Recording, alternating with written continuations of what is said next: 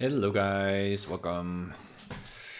Hey Steve, indeed afternoon it is. So yeah, gonna continue our lovely build of the Skyhawk. There it is, made a lot of progress yesterday with the wheels, right sizes, right tire radius and stuff. Again, thank you guys for helping me finding all of the information necessary. You can see the control surfaces, we made a prop, still just very basic. As you can see, it has no airfoil whatsoever, so this needs to be optimized soon, also with the horizontal stabilizer and the vertical stabilizer, also the wings with the wing twist. So that's stuff that we still need to do. What I'd like to do today, and I don't have that many hours, I guess about 3 hours or so. I'd like to do some verifications. I found another picture. Let me see. Sorry, I was not even in my main screen mode. Let me just first bring up PlaneMaker just yet. As you can see, here it is. So the prop and all the stuff that we made. So quite proud of the progress that we made yesterday. But again, also with the struts, by the way, also you can see no airflow, no thickness to it. So that's something that we need to add. Hey, Toe, good to see ya. Good to see ya. Oak, hey Tim, still catching up on yesterday's stream. Here's a great article about Cessna Wing Twist. Love you guys. Let me bring that up. Washout is it also called. How wing washout makes your airplane more stable. Exactly. Wonderful. Thank you, Oak.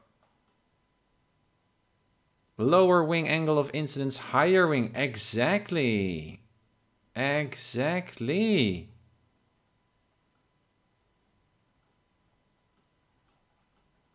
Wonderful. Yeah, and again, what would be best is if we would have a kind of a table that shows how many degrees of incidence for each station. So we can just input those. And now we need to just infer that based on a picture, but this is exactly the thing that we need to work on. And again, you can see it's going to be more less angle of incidence at the tip. So this is really where the lift is generated. Awesome. Thank you. What will I do with that? Can I, again, this is, yeah, just copy that to Chrome. So put on some music here.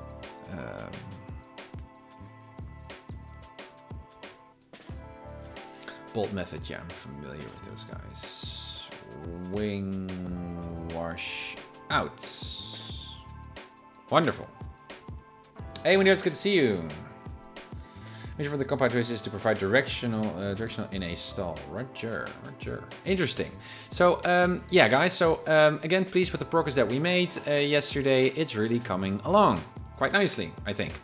One thing I found was this image. So, the same image that we've been using for the side and front and top views, but now with some measurements. And I thought, well, perhaps it might be interesting to further. You can also see this is the 5-degree angle, the tilt that we needed to work on to make the side view work. But that triggered me to also have a look, and this was the picture that I found from a manual, information manual, I think. These are the measures of the cabin.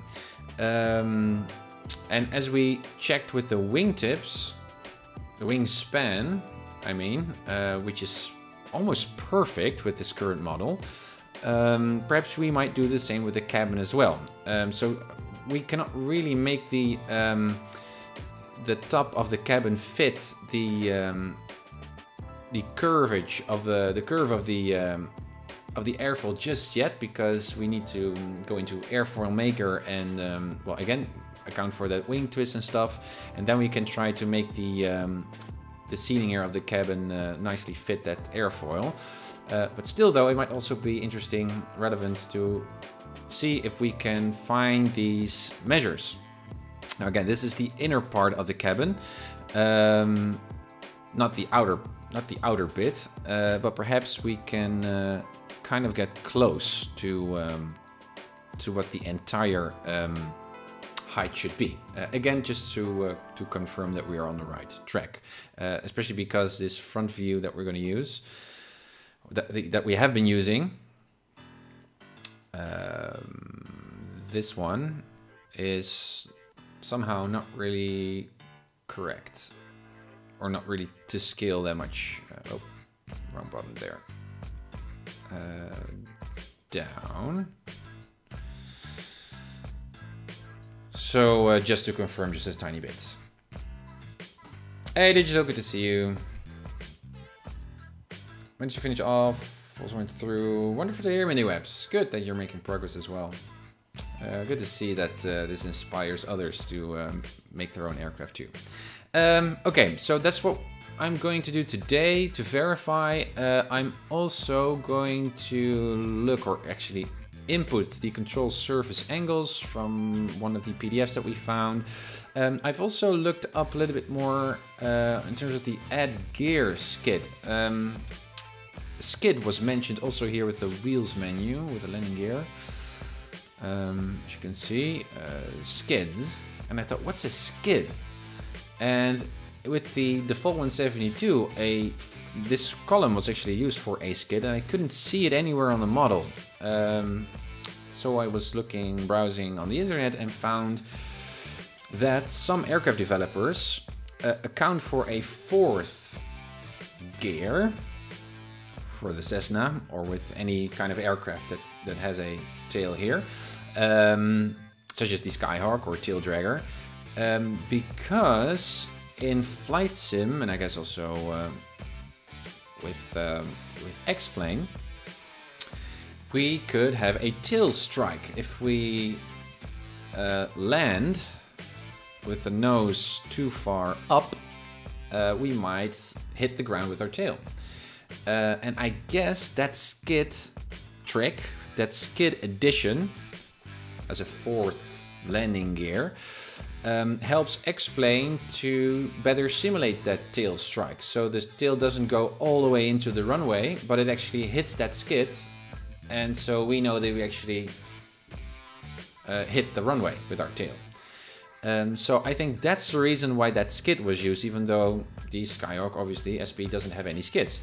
So that's something that I would like to do as well. And I also remember from the default 172 that the longitudinal arm length was quite extensive, like 18 foot or so, feet.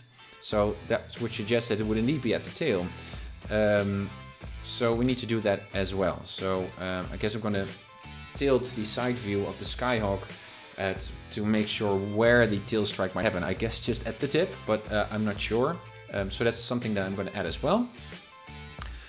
The spinner I'm going to add. I didn't find. I've also looked at different web shops that sell spinners for the Skyhawk, believe it or not, to perhaps find some specs of the width of the spinner, but I didn't find anything, any information about that. So what we're going to do is the same trick that we did with trying to guess or determine the length of the fuselage, excluding the spinner and this surface, by using Photoshop. So what I did was, including the spinner and just the entire airframe, the entire side view, we know from the manuals that it is 27 feet and several inches. And I stretched that image out to 2700 and so many pixels. So then we can use Photoshop and just crop the spinner and just look at the width of the image to infer what the length of the spinner might be to scale. So that's what we're going to do with the spinner, I guess. And then if we still have time, we're going to have some work cut out for us. I'd like to add some miscellaneous bodies to the Skyhawk as well that I think might significantly alter the airflow of the Skyhawk. Again, this is not what the default 172 is doing, also not the airfoils, but I think it's interesting also perhaps as part of experimentation to test fly the Skyhawk soon and to see what's going on there, whether it makes a difference. So I'd like to add the air filter at the nose, the engine exhaust pipe, very basic 3D shapes, just a pipe. The pitot tube is a little bit more difficult, but we're going to add that as well, and the wheel fairings.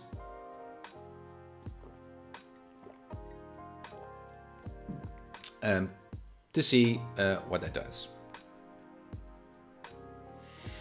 New FCS was researching the prop blade and it's quite hard to find the specs for it exactly.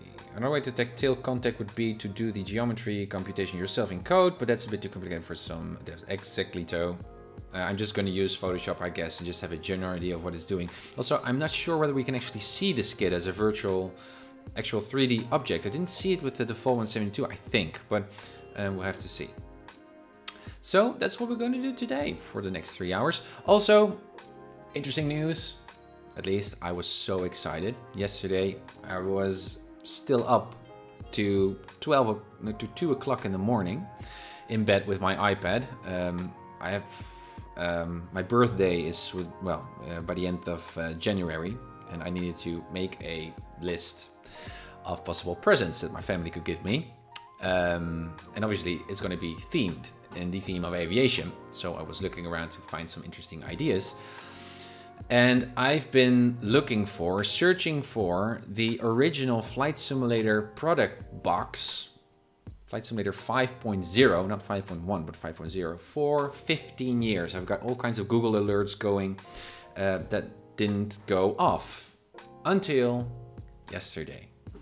And it directed me to eBay, where I found someone in Ireland who had,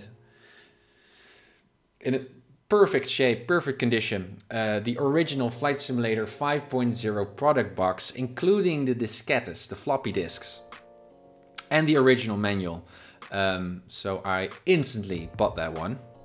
And then it seemed that I was on a roll, because I also was searching for the original joystick that I have been using. The first joystick that my father bought me when we just bought Flight Simulator 5.0. Actually, it's the second joystick, but we first had a basic joystick, and then we had a yoke, which was the one that I flew most with. And I still very, very vividly remember. And unfortunately, he sold off all of that thing. He also got rid of the original, our Flight Simulator 5.0 product box, and also of that joystick, which was a bummer. Such a nostalgic memory, obviously. So now, in hindsight, I'm trying to get my hands on those products once more. And I also found that joystick was the CH virtual pilot yoke or something like that. Also found. So ordered, and will be part of my birthday presents, I hope. So very, very cool. Hey Marcus, I'm good to see you as well. Nice, yes. Another thing, scribd.com. A website that I was already familiar with, but suddenly I found, because it's a private or lockdown kind of website, offers a lot of aircraft documentation uploaded by pilots and aviation geeks.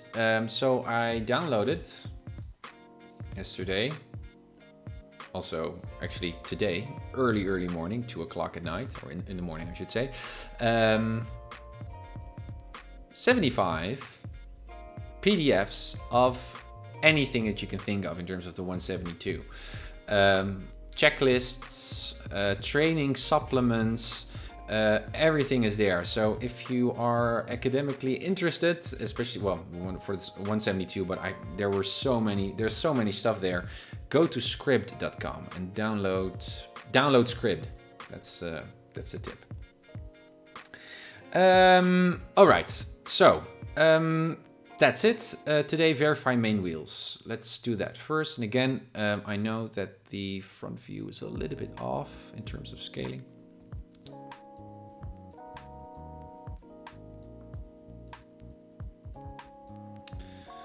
So everything is just a tiny bit shorter. So I know that the wingspan is almost precise, and I guessed that therefore the vertical stabilizer should be a bit shorter as well, and the wheels should therefore be a little bit shorter, and the cabin too, which generally is fine, I think. Also, we spent a lot of hours tweaking this, going in circles and circles and circles, but then I thought, hey, perhaps we can find some other measures here that we can use just to verify whether we're in the right direction and not that much off. So let's check.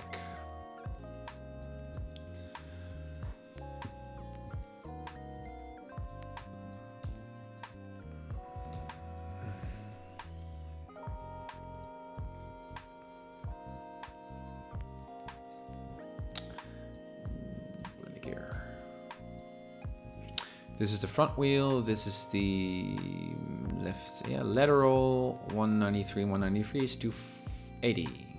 And that's 280 feet in between. Am I saying this right? No, because this arm is actually not the wheel, but it's this thingy. So we need to do basic maths here, which is a bit more complicated than I'm actually wanting to get into right now, to make sure what the wheels are at in reference to the center line here of the Skyhawk. Yeah. So I'm really not interested in doing that right now. Okay, that's a bummer. I thought we could just use these measures here to make sure what we were doing, but I guess not. Anything else that we can do? Well, this one we can, for example, I think.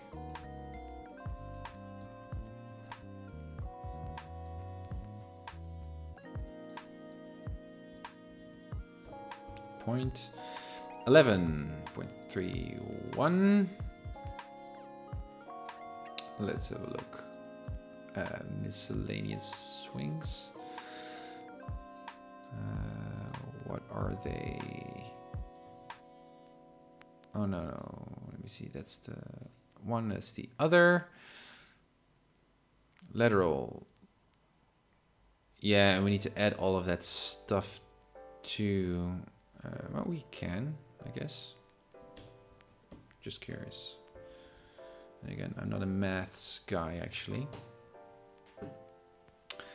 0.32 plus, yeah, the tip of his, no, that's the width of 5.3. And the other one is kind of the same. Yeah. Times 2 makes sense. 11.24, that's pretty damn close. So yeah, our general thinking is good. Yeah, I'm not going to tweak that for now. That's totally fine. Okay, good. Again, I should do the same thing with the wheel, but I'm expecting it to be quite close as well. So that's cool. We also got the cabin.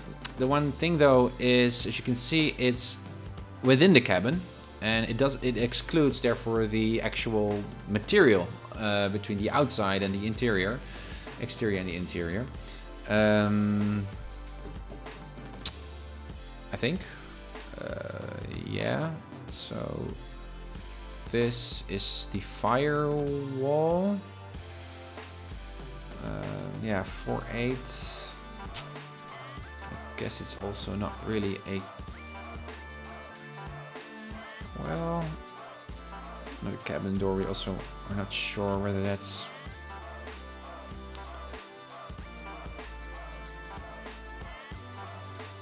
I guess this would be the best one, but I don't think we have a station there. Standard fuselage, no.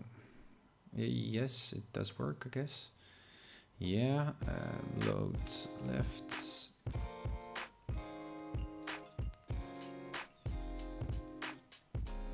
Again, let's make it fit. Yeah. Well, we do have a station actually that's quite close to that one. I mean, it's not perfect, but. And again, it should be a little bit more than 34 inches. Did you forget about the wing struts? No, I added those. 34 inches, and it should be a bit more. So yeah, it's not a perfect verification, but anyways, I'm just curious. 34 inches. 2 feet. That's 2.83 feet plus a tiny bit. Perhaps even it's 3 feet.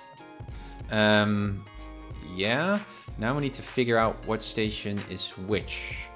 I guess these are from the right, 1, 2, 3. So it's the 4th.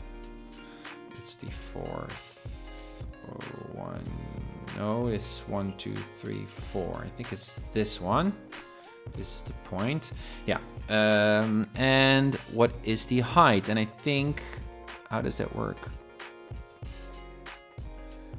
So this is the number of feet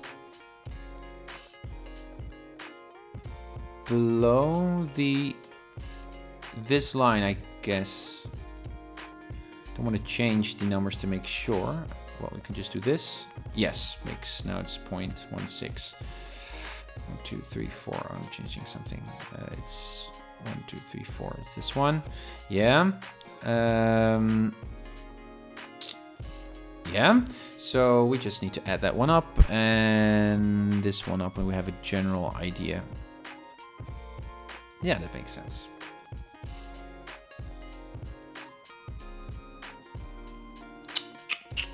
Huh, calculator.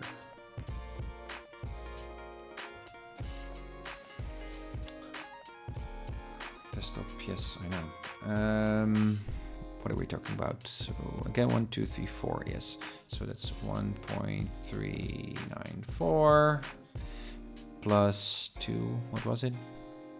2, 1, 3, 3.4. That's much larger. Which we would expect it would be bigger. But this seems quite a lot. But again, not a lot we can say about it actually.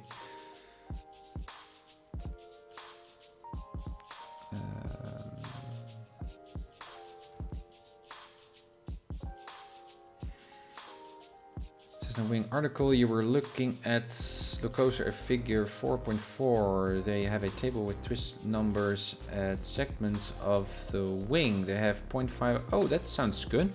Let me look at that oak. Just a sec. So yeah, 3-4 inches, but it's going to be a little bit more. Perhaps even 3-4. If I compare that, no, that's not a fair. Is there any way else we can? I'm not gonna do all kinds of scaling here to make sure where that distance might be, this height. But let me see, just have a sense if we make this 7. Yeah, no. What was it? 3, 4, 3, 7. Yeah, it's already going up quite rapidly. It might be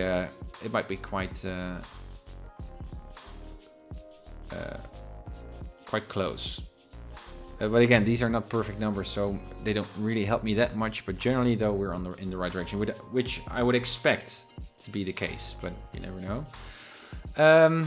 Okay, that was just a fun little thingy. I will move these into the dimensions. I need to figure all of this, although this script stuff, 75 PDF should be ordered as well. What I also thought might be nice, also as part of the packaging, far ahead in time, once the Skyhawk is done, at least the 3D modeling is done, all the texturing is done, to also make it, because it's going to be freeware, available for all of you guys, to also create a very nice zip file, including also the source files, but also some other documentation files that you would expect to get as a pilot when you buy your own Skyhawk. An airworthiness certificate, and do really fun photoshopping with that, just to mimic as if you would just buy that particular Skyhawk. So including the manual and stuff, signing it off, that might be fun, I guess. Anyways, okay. Variant reveals fuselage we did. Information manual, control surface angles. Yes, but first let me have a look at that page again by Oak. Wing washout. So for those who just jumped in, Oak sent me this link based on the wing twist that we need to build in with PlaneMaker as well, or perhaps even here with PlaneMaker. And I was curious what those degrees are specifically for the 172. And I think you were referring to this, not wing wash out the Cessna, not wing wash out the Cessna wing analysis.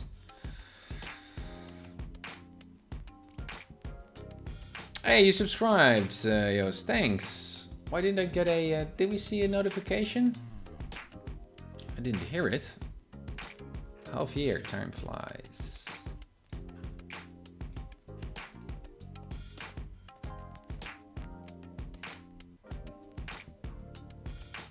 No sound. Yeah, OBS on Mac doesn't... Let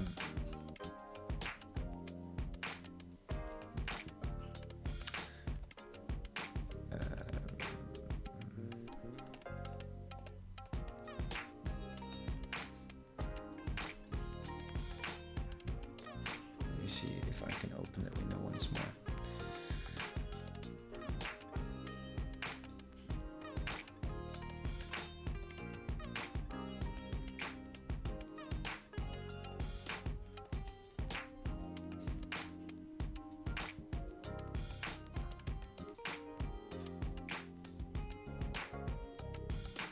No, that's not what I want.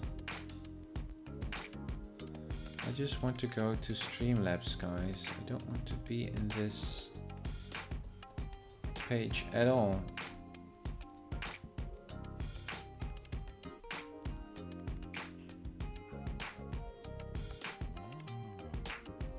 Six months. Nice, Joost. Thanks. I don't want to, it immediately goes to a page that I don't want to go to. The problem is, the only way I can get the sounds to work is to open a separate browser window where I can test the different sounds. And then the sound comes in through the browser rather than through OBS, which is quite a nuisance, but apparently it needs to work like that. On the Mac, at least.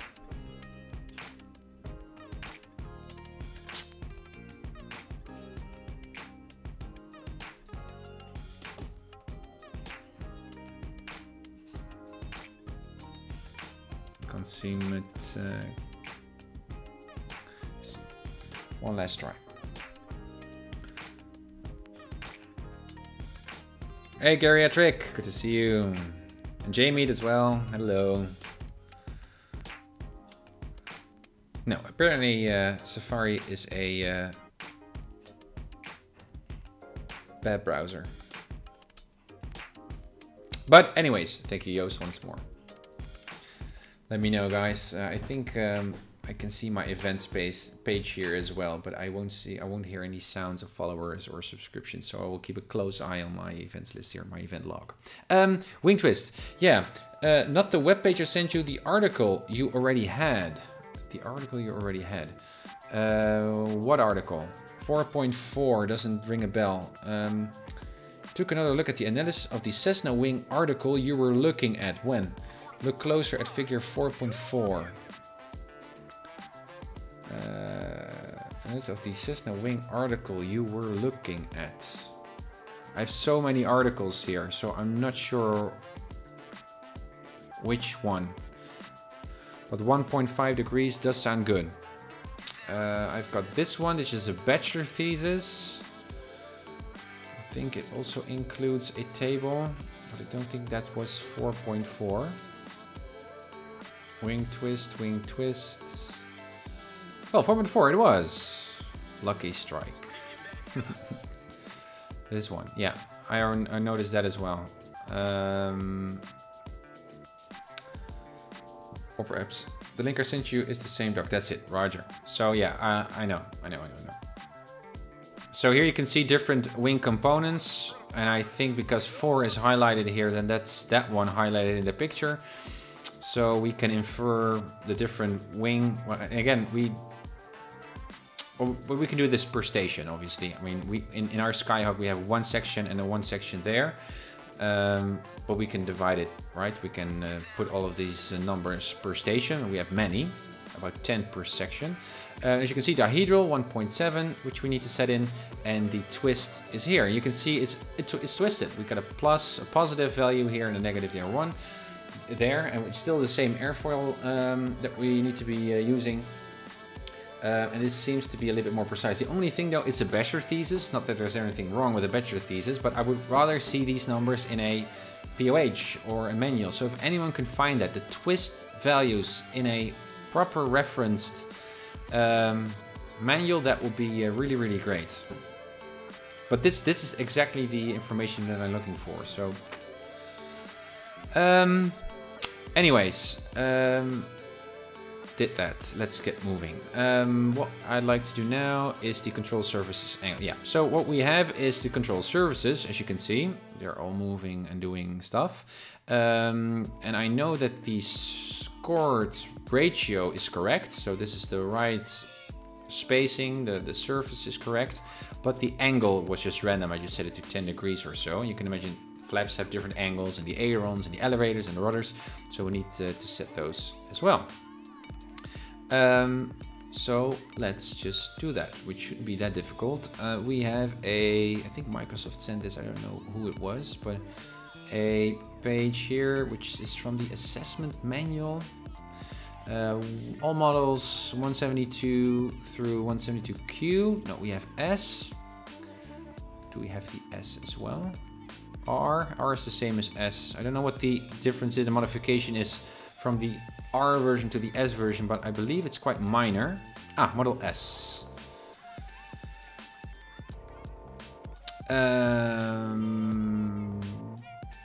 Control surface movements. Flaps, ailerons, exactly. There we go, guys. So standard control geometry.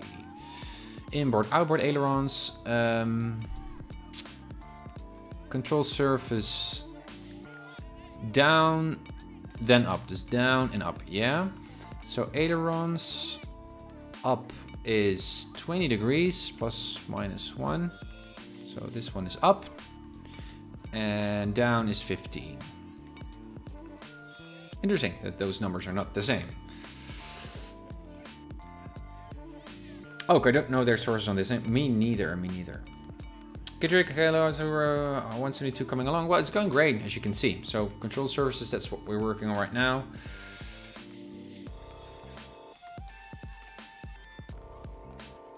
And digital, have you tested the plane in the sim already? No, not yet. We also need to tinker a bit with the PlaneMaker to make the wings better, improve those, make those more realistic. Also with the vertical stabilizer and horizontal stabilizer. And then after that, on top of that, we need to also put in a lot of numbers concerning the engine. So there's still a lot to do before we do our first test flight.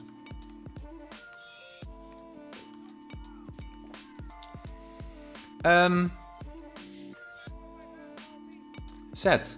Next up, elevator tab. Yeah, that's something that we did not add. Trim and speed. That's the next tab over here. It's a good one. So elevator we're going to look at. Up to 8. Elevator to 8. And it should be down to 3. Oh, 2, 3. Yes. We also have rudders. I hope. Ailerons, well, wing flaps we do then. I think we already set those. Flaps, 10, 20, 30, I would say. Takeoff and landing. Yes, but we have more.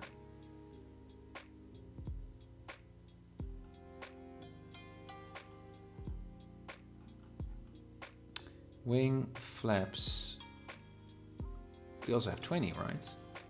Oh, here's the rudders below.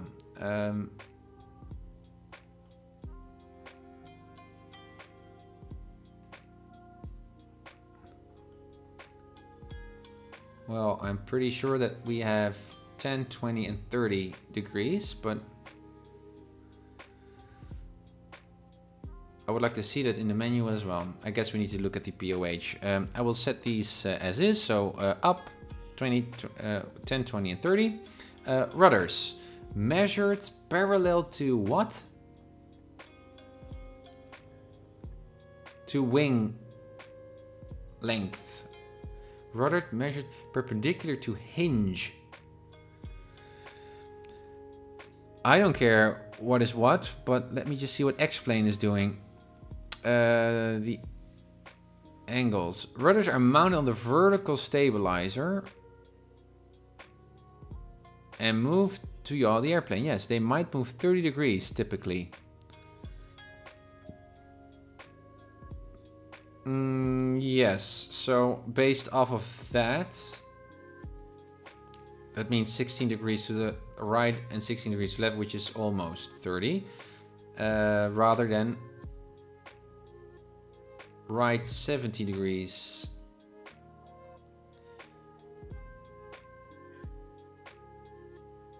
Which one do we need? Well, I would say then this one, the top one, because it mostly closely matches. What do you guys think?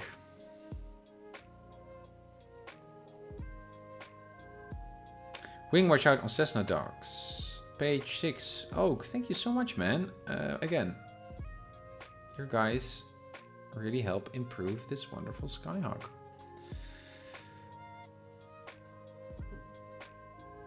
Looks like a cool manual as well. What did he say? 601. 60, where are the pages? 601. Page 2 out of 2.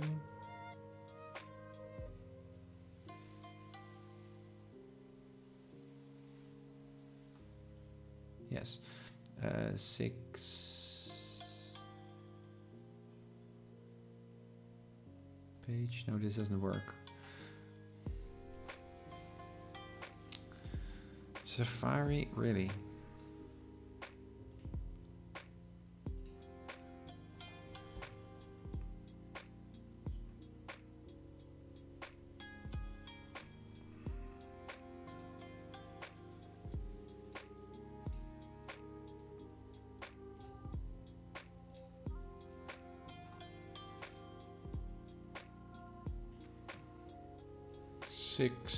No, it's not 601. All right, I thought it was over there. Page. How do I read these?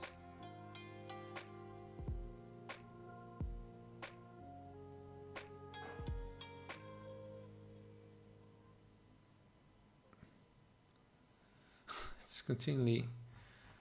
Oh, give me this page number where I can find it. So the number of PDF pages. 101. This is confusing to me. 808. Or just search for twist. Or just search for twist. Yeah. Twist, twist, twist. Twist, twist, twist. Yeah, refer to figure 602.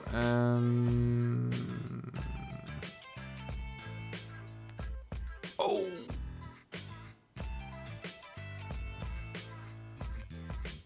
Oh, these are the kinds of pictures that I'm looking at. Bolt, wing station, these are just plain dimensions.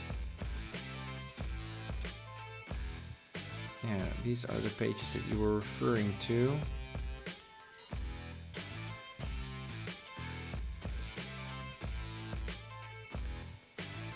Wing twist procedures.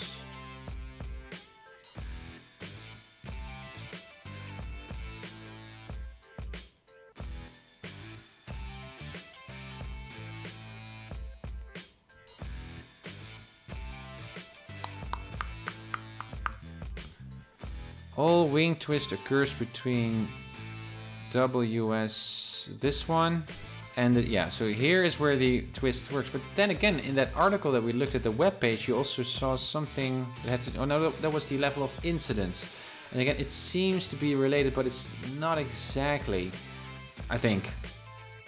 So I think we need to distinguish wing twist from that angle of incidence, because those two contradict, I guess. There's a cluster, you'll have to do some math to get the degrees, but they have the measurements. Where's this wing strut, I think. The red was lift. Yes. Well, thanks a bunch. Structural repair.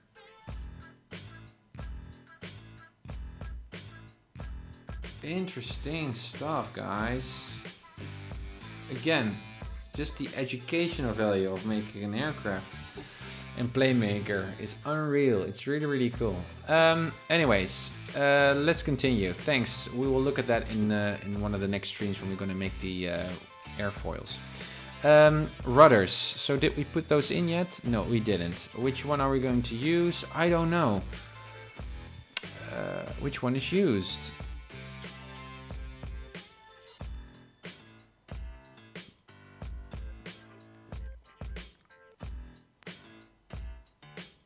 Yeah, it's the exact same. Let's use 16 for now. And it's 16 and just a tiny bit, but that's closer to 16. 16. And it's the same for both. So yeah, that would make sense. 1, 6. And the flaps we already did. We need to put in a lot of other stuff here, but that's for later. All right, so now the angles should be correct, at least for the ailerons and for the rudders.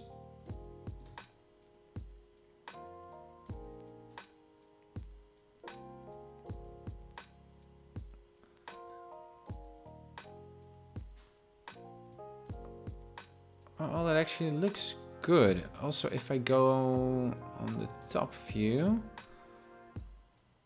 you can see that it quite closely matches the, I mean, with this wing and PlaneMaker, we can cut this piece out here. But you can see in terms of degrees, it closely matches that border. Just to double check, clear top view.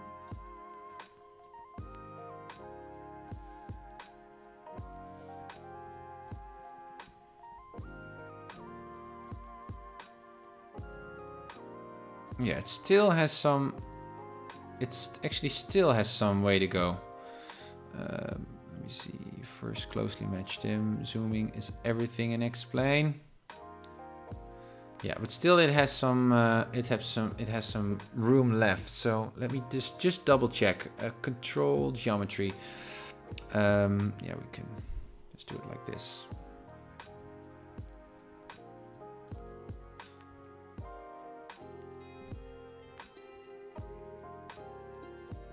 Again, closely matching, a little bit of a plus.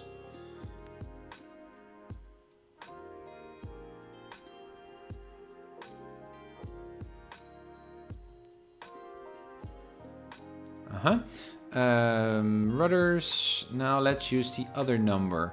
So that's 17. Oh, it's 17, I was reading 44, that's bad. Not paying attention. That's not much of a difference. 17. 44 is quite extensive. Yeah, so obviously that would not make a not a big difference. Measured parallel to the wing, I guess, or perpendicular to the hinge. Well, it's 17 and a half, I guess. So if we put it at 17, we're kind of like averaging it out, which is does not have my preference. So we could just keep it at 17. Keep it close. If any one of you guys know which one we need to use, let me know. If it's rather measured parallel to the WL, the wing, I guess, or perpendicular to the hinge. I do not know, but let me know. Control surfaces, checked. Add gear skid. Landing gear. Skid. Z. Now, what does this do? Long arm, I guess plus. This is much too much. Let's also give it... What is it? I think it's just a plate or something like that, I would say. So let's give it a...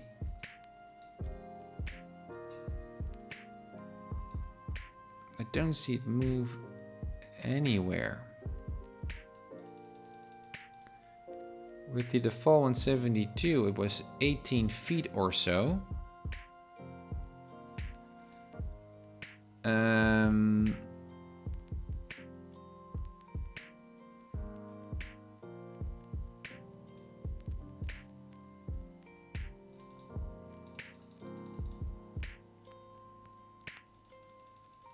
Still, I'm not seeing it.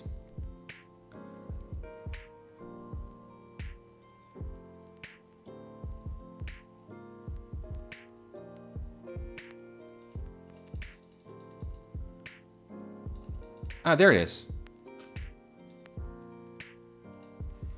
It's here.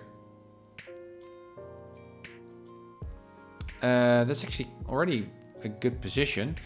Yeah, so that's a radius, I guess. Yeah. Yeah. I don't know how big it should be. I think this is just here to make X-Plane know that we can have a tail strike. And the tail doesn't go through the runway when we ever too steep of angle of attack when we land, when we touch down. So the tail actually has a physical surface kind of feel. I would expect to just put it at the far end of the tail, I guess. Can also use the side view, but tail strike.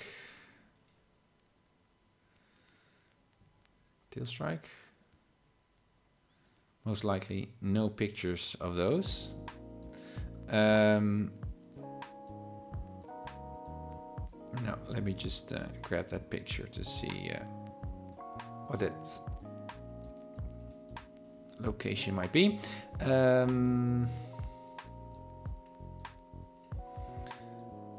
Let's grab our sliced. Let's just pick the ordinary side view.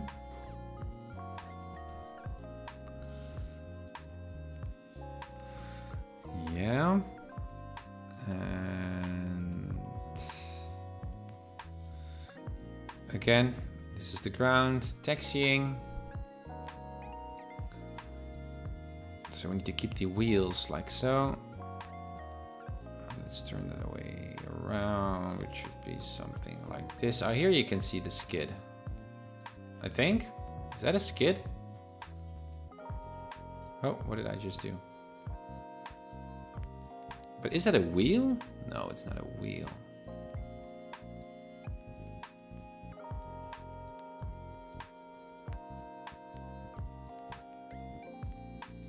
I think it's just some rubbery thingy, something that just can... Yeah, makes sense. That little ball at the base of the tail is the skid, I think. Or it's a tie-down bolt. Oh yeah, tie-down bolts could also be. Thus we need to look a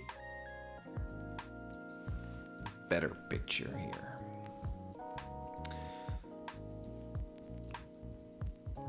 Tie-down tail.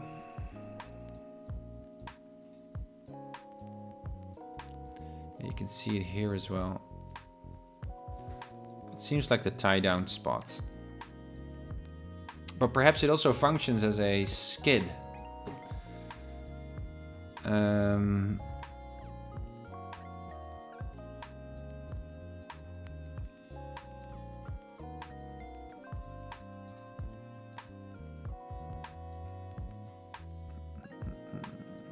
What did he find?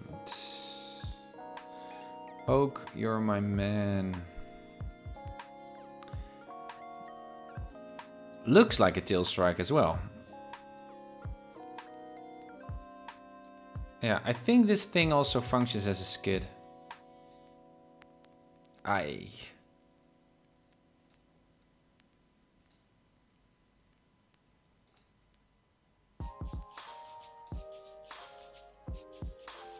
Well... Oh, it's impossible to hit up this thing. What is it there for? That's weird. Hard landing. Well, that's a pretty hard landing.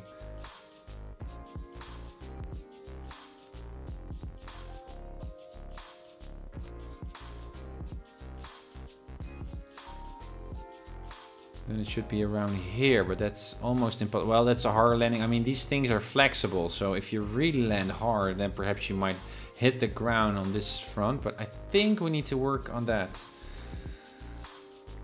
That's a nose tie down. Over here? Oh yeah, we're looking at it. Yeah, obviously, because the doors are opening like this, so we're looking at the nose, yes? Do we have a tie down over there? I didn't know that there was a tie down spot there. Okay. Still though, hard landing, a picture here. Yeah, that might be quite a hard landing, my gosh. But that's not what I'm concerned with. So I think this is the skid that we need to add for that tail strike behavior to be spot on. So that's just in front of the fuselage. Don't save. And it should be quite small. Let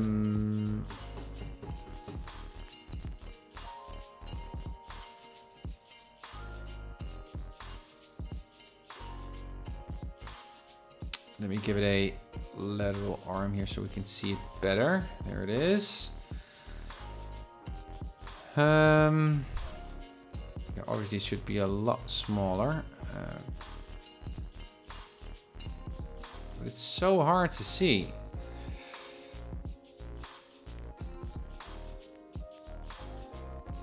Yeah, now we give it an extension.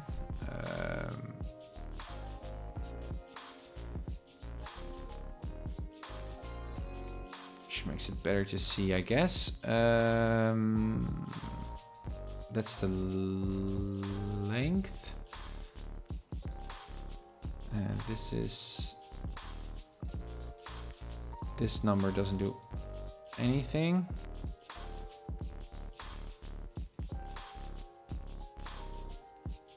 I guess. Or does it? No. This thing does a lot, yeah. So... Yeah, how small should it be? Something like this? That would be a proper surface, I guess. That's 0.1 feet. I'm not a... Let me see.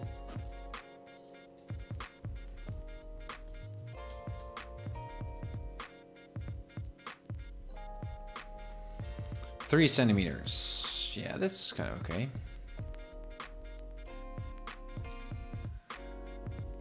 From events.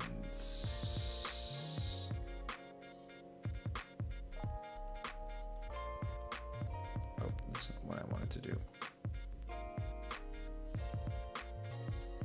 Anyways, I'm going to bed. It's after midnight here in Australia. Well, Oak, thanks again for your contribution and sweet dreams. Hoping to see you very, very soon. Ah, yeah. This is more like a skid, though. I guess we're modeling the tie down here at the nose now. Just to make sure. I didn't find anything at the time, only, yeah, these skids.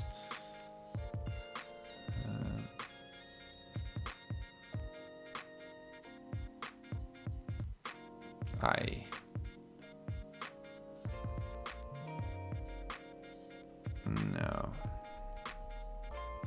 I don't think they would call it a skid. It's just a tie down. Okay, so that's tiny enough for me. Let me see, we gave it an angle so we can see where it's at. Do we need to give it a semi radius? I guess not. So we can just remove the lateral arm. Just give it a little bit of a... Yeah, it should be just near the end of the fuselage, or something like this. And then we can also zoom in, we don't need the picture anymore. And then we can remove the arm, that looks great. And now we should also have a look at the... Hey, boom, good to see you. Hope you're doing well.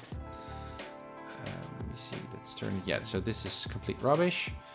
And again, I'm hoping that if we make it smaller... Does it change? No, it doesn't change position. Well, it doesn't really matter now. Smaller. Yeah, that's 0. That would be it, I guess. And then the vertical arm should be negative. No, it should be plus. Yeah, plus. So something like this. That's the tie down thingy. And that, not that we are modeling the tie down because we don't have to, this is just a physics model, but it functions, that thing functions as a skid. So when we have a tail strike, we know that the tail will not go through the runway. Well, it's not really at the tip, but it's somewhere around there. Let's make it a little bit more lengthy and put it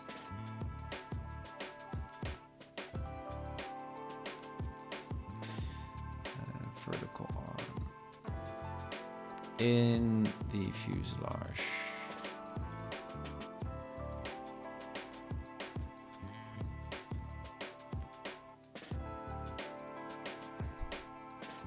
Looking at it from the wrong side. Yes. It's looking good. Background. We added a skid. Wonderful. Anything else that we need to do with that, by the way? So steering, casters. What's a caster? Again, I don't know what that is. Just check here if you want this gear to free caster when the tail wheel lock is released. Enter the steering values above. So I guess if you... Yeah, so you could have a locked wheel. That will always stay in that same direction, but can also freely steer based on whatever direction you're going. And I think if we like to mimic the behavior here, what's happening here with the tail, I would say it's kind of like, well, no, that's not really true. It just, that tie-down thing will just stay on the same direction. Yeah, it's just rigid. Okay, did that. Wonderful. Save. Next up, add gear skid spinner.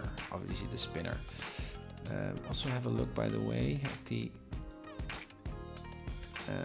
miscellaneous wings. No.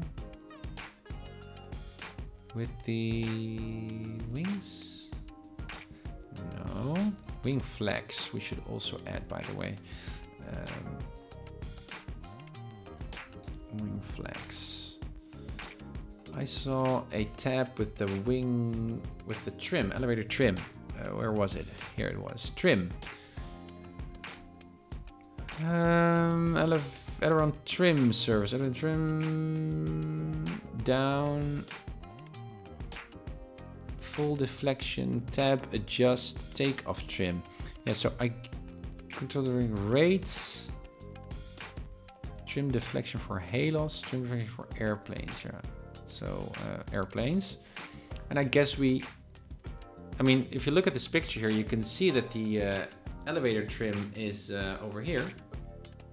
And it also has a surface and a cord and stuff, but that's not something that we can do here with the trim, at least not in PlaneMaker. But we can give it some generic, yeah, so let's put that there as well. Elevator trim, and it's in geometry.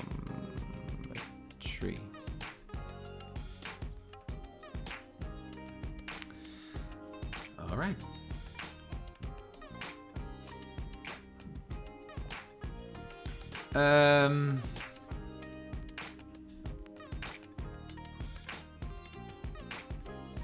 Yeah, we were looking at the spinner. Standard engine cells.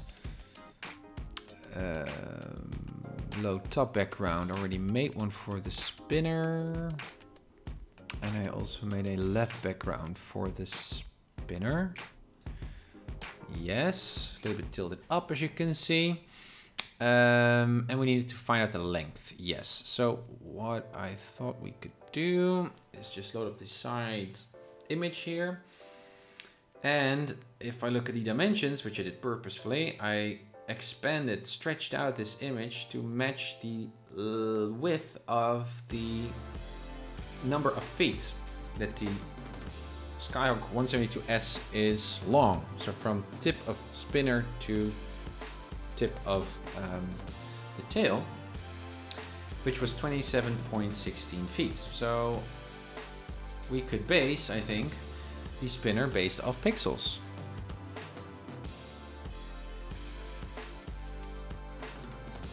And just do this, which is not really correct because it's a little bit tilted. So I think we should do the exact same thing with the top actually.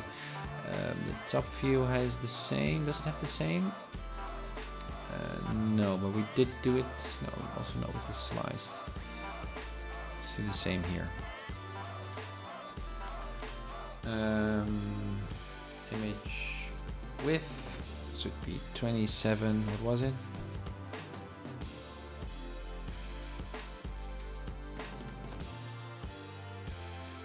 (16). 2716. Boom. Let's save it. Yeah.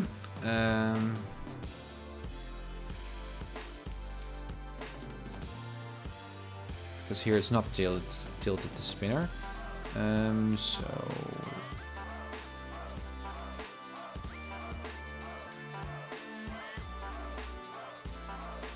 yeah, something like this. Oh, let's do it a little bit more. There it is. Image crop. That's the spinner.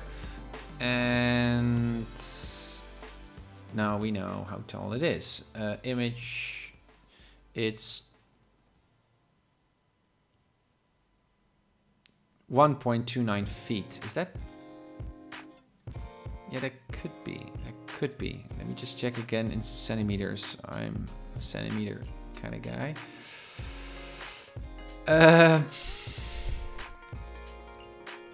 If you didn't notice before. Feet to centimeter. Yeah, 39. 39. Seems big. 39. Well, it actually isn't. This seems like spinner length. I call that proper. 1.9. Okay, so then we can go to this section. We know we can just set this first station to 0 as it is, and here we can set it to 1, 2, 9, I guess. Yeah, and now we need to know the width. Yeah, again, not sure whether this entire thing is to scale. 3.6, I guess that's about right. I guess that's about right. Dimensions we need.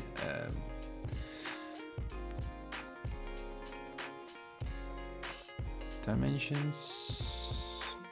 No, I wanted to see it with the 10.97. That's fine as well. 10.97.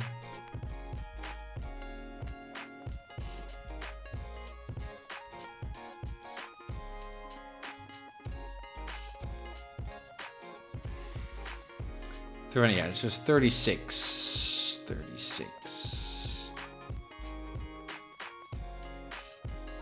36. Just.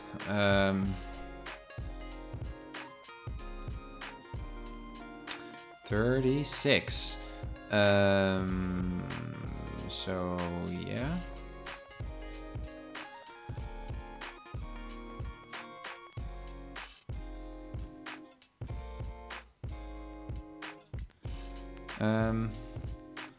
Yeah, that should be the width of the second station. Again, let's use the crop tool as you guys suggested. Much more easy to do this.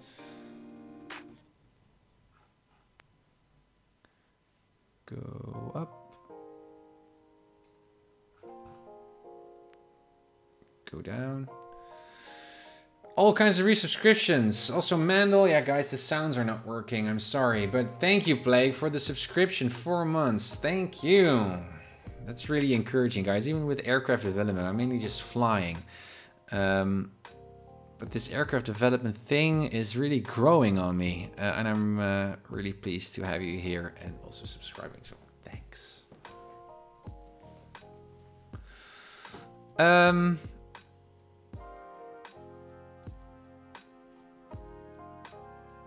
Yeah, enter.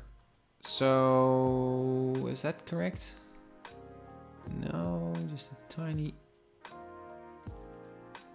I like it to be precise. With such a drawing, it's hard to do actually. This is the width. So, again, we just read out the number of pixels. Image. Yeah, so that's 1.9, yeah, 0.86 feet. And that's the diameter. 0.86. Am I thinking straight?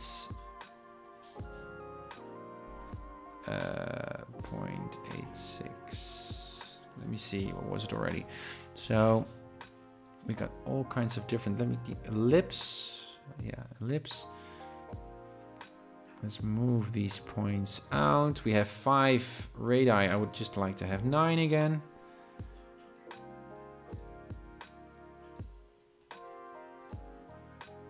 So we still got a few hidden here. 1, 2, 3, 4, 5, 6, 7, 8. 9. Let me see. Ellipse. Yeah. Bad shape. Put it like that, and the same should be true for. Oh. Let's just copy it. 1.29. Yes. Number of stations 3 is good. And do we have a radius? Body radius. Yeah, but that should be that number. This was 0.86, which should be divided. So that's 43. So 43. Yeah, that's going to be quite small. Yeah. Does that work?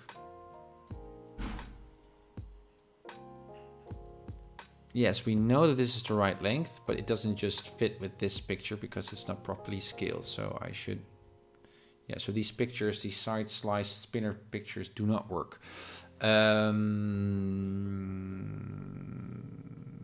Yeah, so I should reslice this image that the spinner reaches all out to the top. That's what I should do.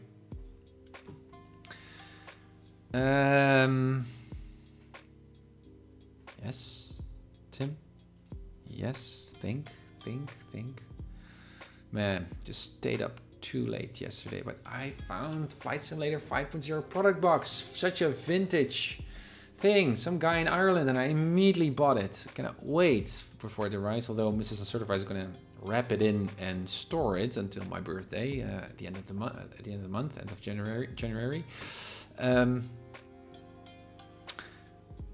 All right, side again. Let's make new sided pictures.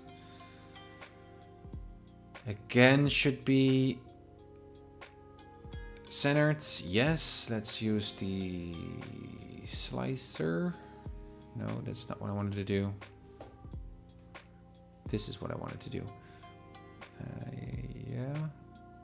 Again, a little bit more than the top, so I can. No, I cannot zoom out. Just exactly on the top.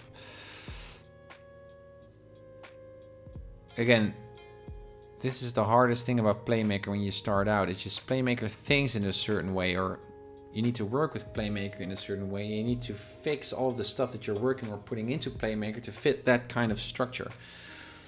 So for example, here, what doesn't work here is that the center line of this to be cropped image is now not exactly centered vertically on the 50% line, and PlaneMaker centers your image on the 50%. Well, we could move the model around, but that's not what I like to do. So again, this is the 50-degree line. Let's make another rule. Yeah, so let's make 10% up and no, that's 5% up and down. Yes. Yeah, and now yeah, but it slightly cuts here, so that's not good. Clear guides. So let's make that, what is it, 6%? Yeah, 6. 6 down and 6 up, referencing from 50%. So 40. Yeah. And now I can cut it, and I believe Photoshop understands what I'm doing here. Does it? Well, not quite. Does it? Yeah, it does.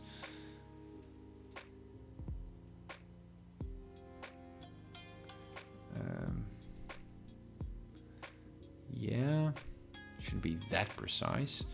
And should it be this long? No. So transform selection. Yeah, it can just be this short, I guess. I think this is right. Image crop. Very small image, obviously. Let's make it 400.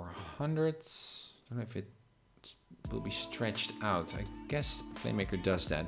But this is good. File, save as. I will call this just, well, side spinner. Replace. Yeah. And now we're going to do the same with the top view.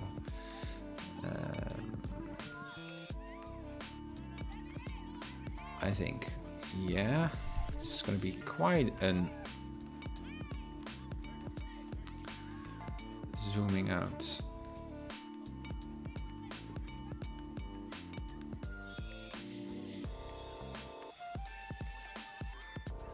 Ridiculous. Zoom out. We need to crop it, I guess, just to make this more workable. Where are we? Almost there. Should be high res, so just enter it. Is it now already? Also, you can just select the image and then select the inverse. Oh, pixels were selected. Okay, I guess that's okay. Free transform? No.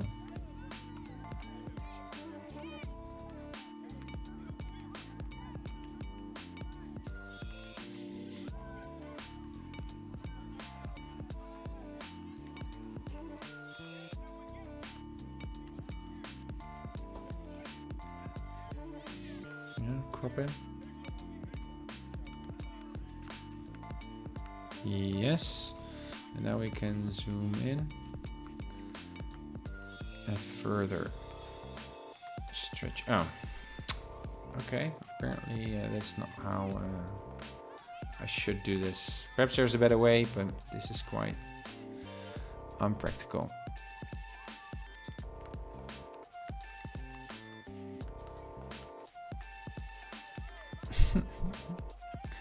Feeling like a surgeon.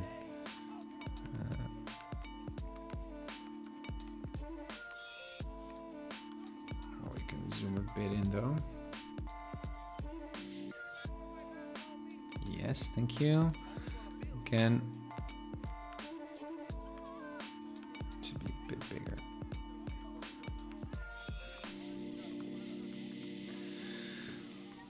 Could have done this so much more easily, but once you're there,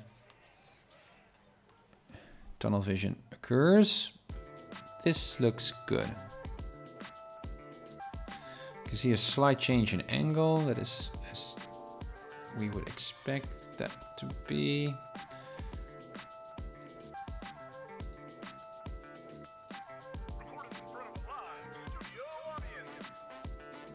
Looks good to me. Zoom in, zoom in, zoom in. Yeah, we should still be at that 50. 50, well, kind of.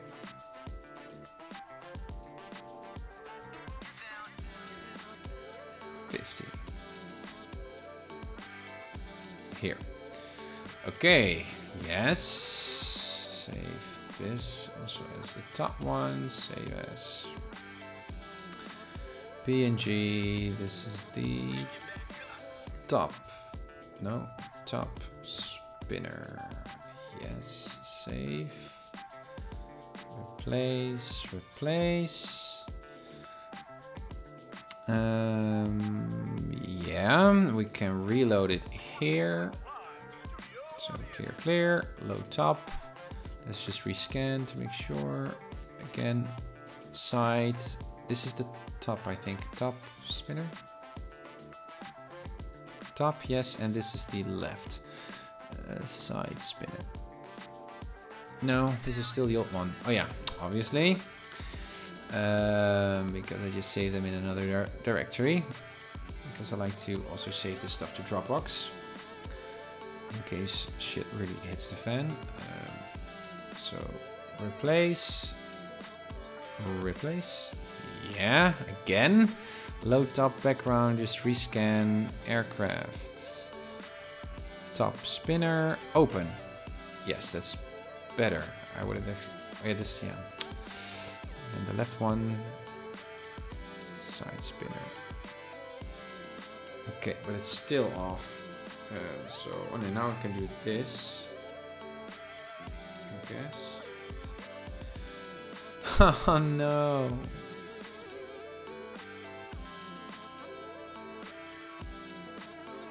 Okay, so this work was not really that necessary. Apparently, again, this is a limitation of PlaneMaker. So what we're going to do then is try to mimic this. There's a little bit of there's a station here, there should be a station here, and there should be a slight curve, slight inward curve. So 0.29 feet, and it was 0.86, I believe, in diameter. I think that was right.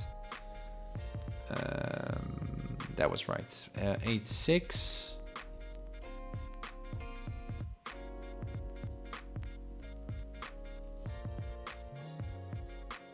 Yeah. 86.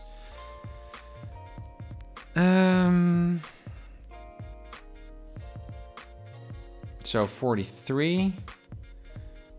43 we can put in here then, I guess. But what point do we have selected?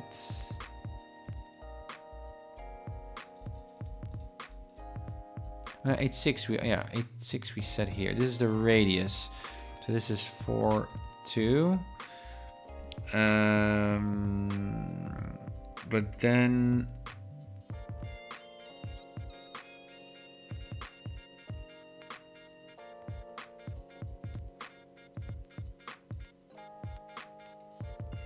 Where are we at?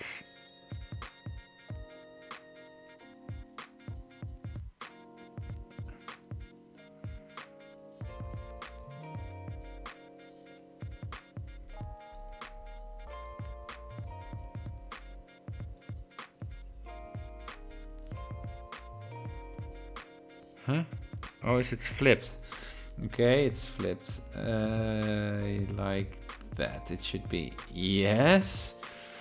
So we know now, because we set it to 4.2, that's exactly the radius of the body, but that's at the biggest point. Yeah, so this one should be a little bit smaller, but we know that this point should be at the utmost top, and this one the utmost bottom. This is the entire, what's the radius? Is that this thing? Yeah, it is, as you can see. So that's true. Yeah, this works. This is the radius. Yeah, so the entire diameter is 0.8 or 3 it should be, by the way. 8.6. Yes. We can move this to the next station, and this one should be, no, that's not what I wanted. Should be elliptic, but it should also, how we get, I don't get why that is happening at all. I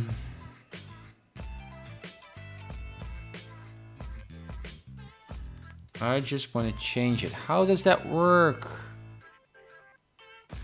PlaneMaker, this is not nice. Double click. Hit enter. Nope.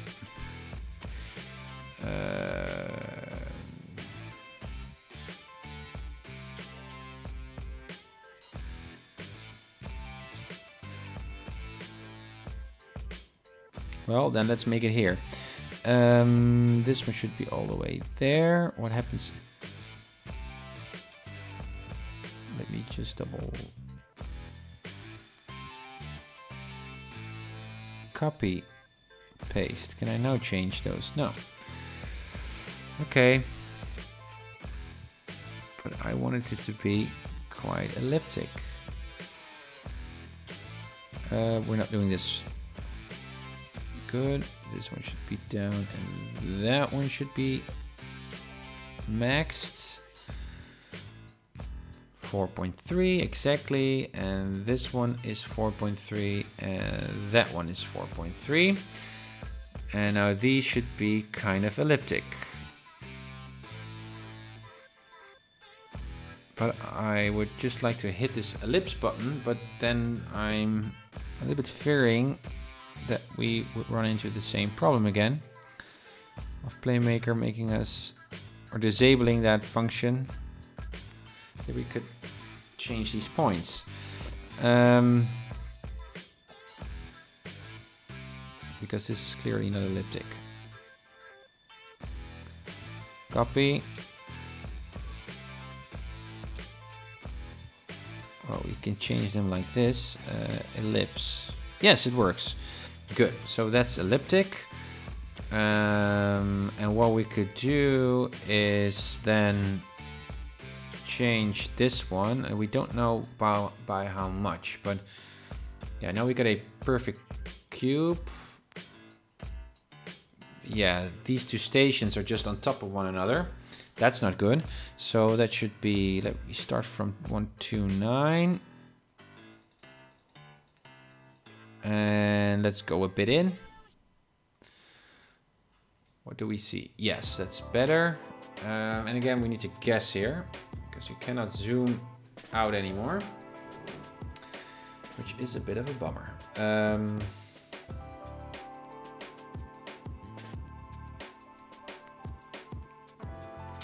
Token, what are you doing? Well, I'm making a Skyhawk, a airplane in PlaneMaker here for X-Plane 11.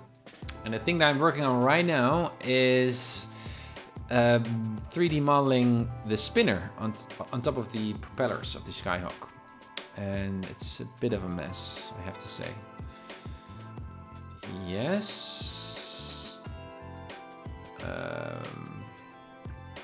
Again, we can make this. No, what we should do is just change this a bit around. For example, like this. So this one is at, let's put it at 3.7. Then the bottom one we're also gonna put at 3.7. And also the outermost one, which should just be 0, by the way. This one. No, that's not what I wanted. Z? Yes. 0. Yes. Is this one? It's. Yeah. This one should be at 3.7 as well. And then I hit ellipse. Yeah, that's one way to work with it. Yeah. This looks like, so we know that the size of the spinner is correct, even though it's out of sync with the picture. Scott, are you able to entertain a few questions about some of the airplane graphics that you've posted online? Sure, Scott. Curious what you're talking to or what you're referring to. Airplane graphics. Let me know, Scott. Yeah, but it seems quite linear still. And I think there's a little bit of a... Can we look that up? Skyhawk. What's the time? Oh, time's going fast. Spinner. Yes. Well, it's hard to see, but you see a little bit of a curve there. And it's actually a bit closer to the point.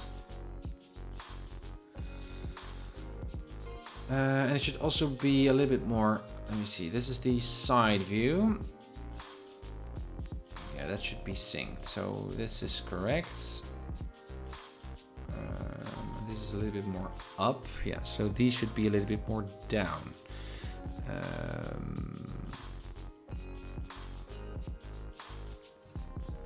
Yeah, this is hard. Why can I not change the images here to make them fit?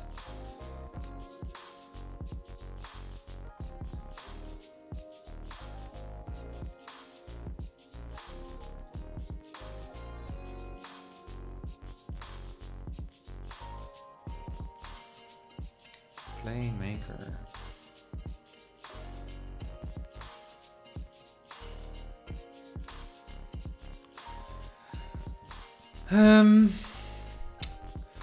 Yeah, spinners, aircrafts. Let's view page. Spinner dome, Cessna Dome 4. The P. Do I see an S? Because we're building the 172S. Will not work on a 160. I think this will work for the S as well, but that's just a hunch. Did we search for SP? Well, usually the P is not added. Spinner. Cessna spinner on eBay. These things. Visits. Scott, for example, I've seen your GA traffic pattern you created and I was particularly impressed. I am an airline pilot and instructor and I am producing some training materials for GA instruction and may be interested in licensing some of your work. That's interesting, Scott. It's great to hear that you're also a actual real world pilot. I mean, we're all sim pilots here, so a lot of respect there. And yeah, the licensing stuff, I don't know. It's just my plain old work. Shoot me an email, perhaps, to further explain what you're doing. I'm also interested in the training materials that you're making. I'm actually a PhD student working in the field of educational psychology. Doing a lot with science education and science communication to engage children in aviation education as well. And I think flight simulation might be quite a particular, well, relevant, but also effective learning environment to engage children in school, in public schools. into everything that has to do with science and technology, and physics and math, and just STEM. So I'm really, really interested in that. Connecting flight simulation with school. So anything that has to do with education, or aviation education in particular, really interests me. So, but you can send me an email, tim@uncertifiedpilot.com, and we can have a chat.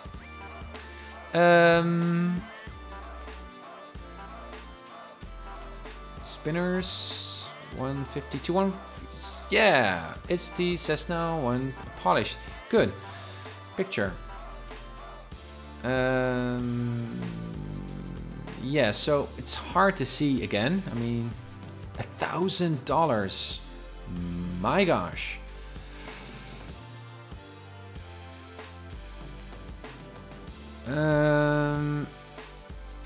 Also, it's not really a dot, so it has actually a little bit of a drag, but a little bit of a flat surface. Yeah, it's hard to see where that first dent is actually. Can we see it here perhaps? It's also hard to see. It seems like a perfect cone, but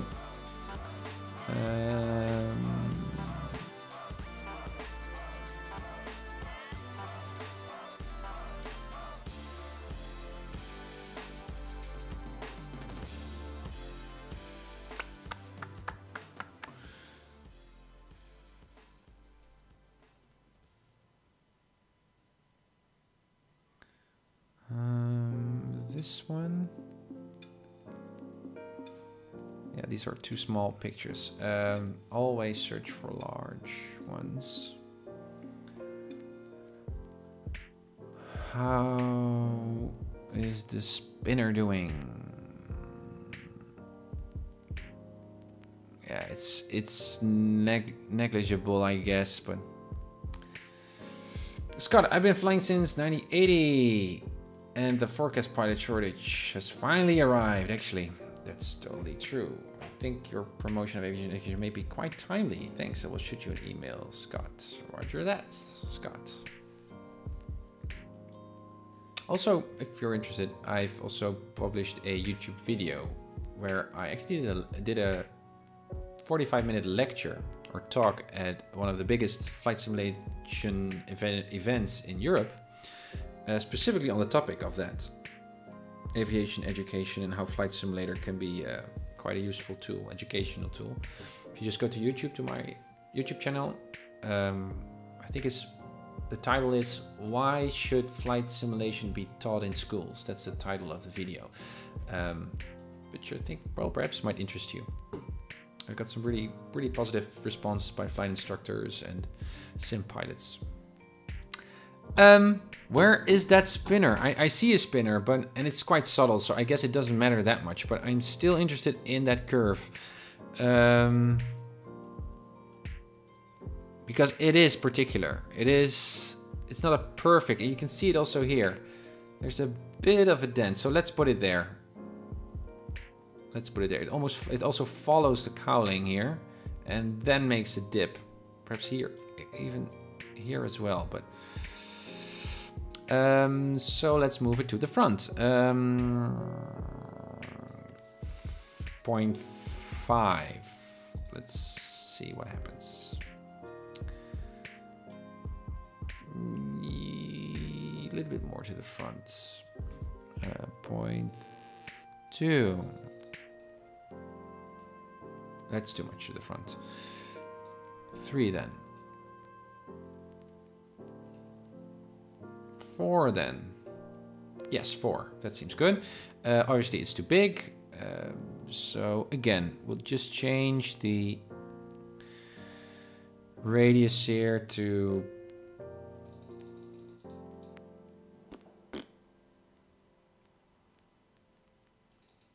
2.8. 2.8, and also the bottom one to 2.8. And now if we hit ellipse, it should make an ellipse out of, yeah. Okay. Yeah, let's have a look again. Still. too pointy. Let's make it 190. I'll take a look. I'll be in touch. Roger Scott. Take care. 1.9.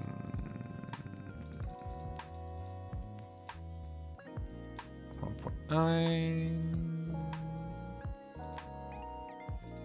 1.9.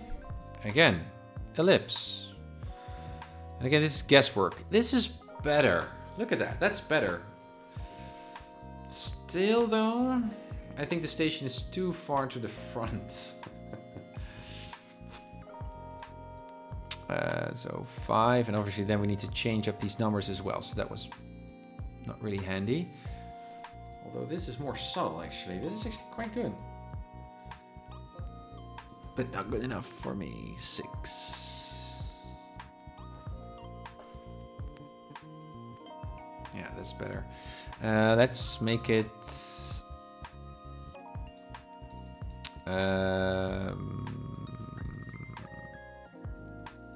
2.4.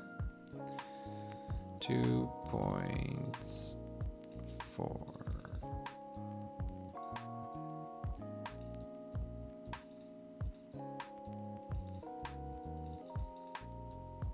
What am I doing? It should be negative.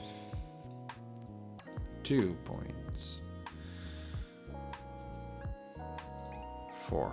Yes, and again, ellipse. Oh yes, that's exactly it. Little bit of a... Yeah, and I only see here there's a dip as well, but perhaps it's just a photo. Can we verify?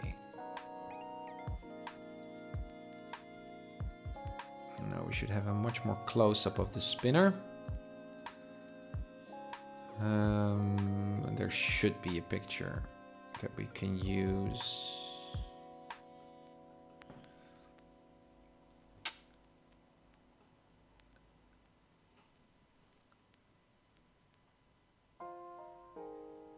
Yeah, it's slight though. Perhaps it's even... Perhaps there are also different spinners for different performance or different props. I don't know.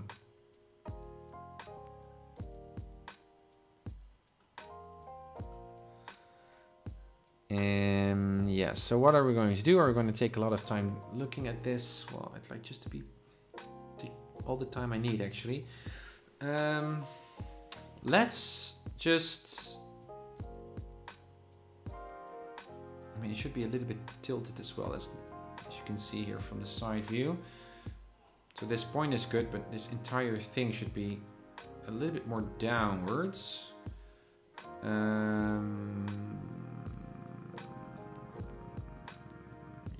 Yes.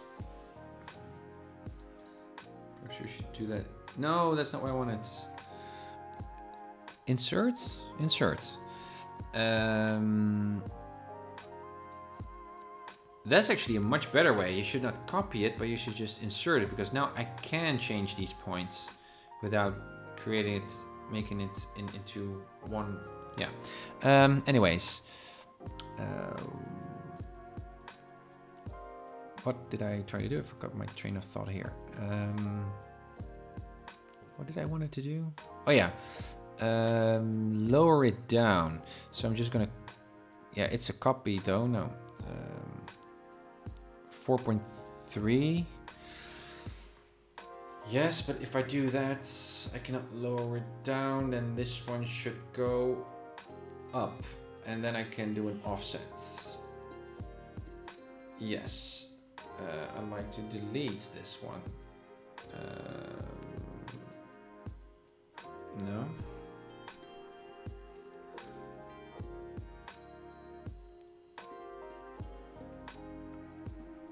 Apparently now I can change it. One less of a station. Nets, how many more episodes to go? Well, I'm expecting at least 100. So it's really a big project in my mind. I'm not really fixed on the deadline. Just gonna take all the time I need just to make it perfect. I mean, also just to learn from it, but also because it's my own Skyhawk. I feel quite involved, obviously. We're gonna fly this thing. Perhaps you're gonna fly it as well. And even though these things just make minor difference in the aircraft performance, it's just a sense of care or pride almost that I like to integrate. So it's going to be quite a project. And this is just only the physics model of the aircraft of the Skyhawk, and we're also going to venture into all kinds of look here in the top here, the progress bar. So we're now in this stage, the PlaneMaker bit, making progress. We could already increase this one, I guess, a bit. And then we go to the airfoil maker. Hey, Fokker 70! That was one time my favorite airplane. But now it's the Skyhawk 172. Good to see you here on the stream. Thanks for the follow. Then we're going to move on to Photoshop, a basic livery. And this is the chunk that I'm really looking forward to, Blender. So actual 3D modeling. And we're going to do a high-res, highly realistic cockpit of the Cessna Skyhawk. And then do all the texturing as well. Perhaps we'll...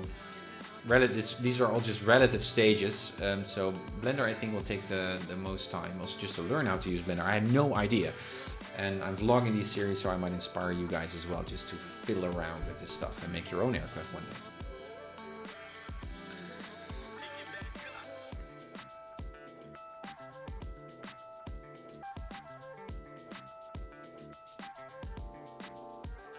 Will it be freeware? Absolutely it will, yeah. So it will completely freeware. And also, I'm going to make it slant alpha, so just the basic radios, no GPS. But obviously, after I publicly release the Skyhawk, then I'm going to build in the all the layouts that we want. So the GTN 750, the 430 on top, or whatever we like, which would not be that difficult then, because then I know what to do. And I will stream that as well. So I really like, I'm not only going to make a finished product, I'd like to continually optimize on the Skyhawk because it's so nice. It's really nice, this kind of work. And we have plenty of ideas. Also add a lot more animations to the Skyhawk to make it more, at least educationally relevant animations. So I'm really looking forward to studying that stuff. Anyways, let's continue. I really like to finish this spinner. What was I thinking? Yes. What I was thinking was I want to make this angle here. So this should be a little bit downwards. And this should be the same. We could turn that one up. Yeah. So let's turn it up then. To make that angle, and it's hard because PlaneMaker doesn't quite fit those images on top. So this will keep the same, and this entire thing needs to go down. And how much down? Yeah, this is again where we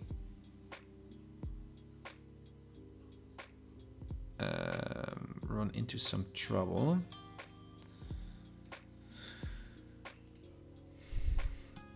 Yes, this is too much of an angle.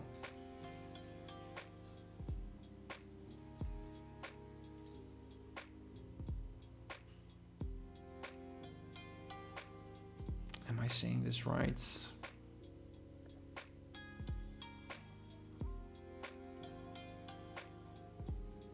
You're planning to make an entire flight simulator. That's cool. That's cool.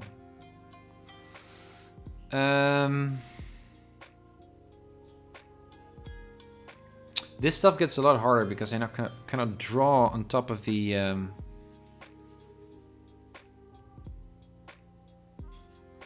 Oh, we just lost the length.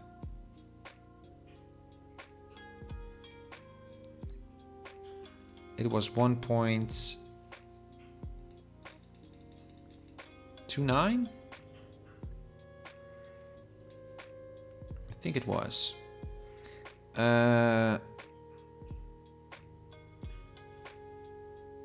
Yeah, so forget about the background image. This thing should, I guess, needs to go up just a tiny bit more. This is a bit of a guess, which I don't like. Then this entire thing should go up as well. Let's go up 1, 2, 3. So 1, 2, oh, 1, 2, 3, 2.7, 207. No, 2. Nope. Yes, that's not what I'm. Let me see. This is 2.62. I lost my. And now it's a little bit higher. Yes, yes, yes. 2.4. Well, 3. Let's see what this does.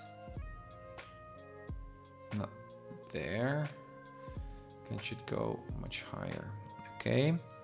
So 1, 2, 3, 4. 1, 2, 3, 4.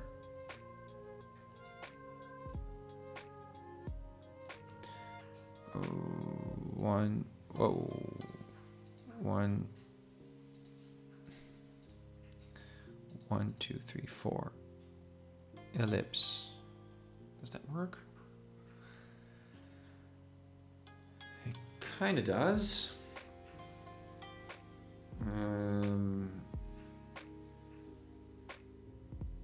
Still, it should go up. 1, 2, 3. 1, 2, 3. 1, 2, 3. Ellipse. Yeah, it changes all the way around. I'm not doing this, I guess, in the most. I just like to move them here, and then we put it into an ellipse. I guess that's a much better method of doing it, like I am right now. All right, let's do that then. How much of an angle? Well, the angles should be the same.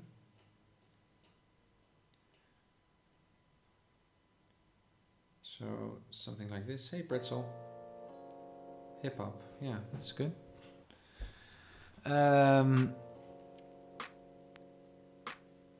Yeah, but it still should have that little bit of a bump. Just a tiny bit of a bump. We set the vertical, and we could further. I don't mind that these are not on top just yet, or nicely divided. Guys, I bought the Flight Simulator 5.0 original product box. I found it on eBay, finally. Ordered it instantly. Cannot wait to have it here. I'm gonna show it on stream, obviously. If you unwrap nightmares, exactly.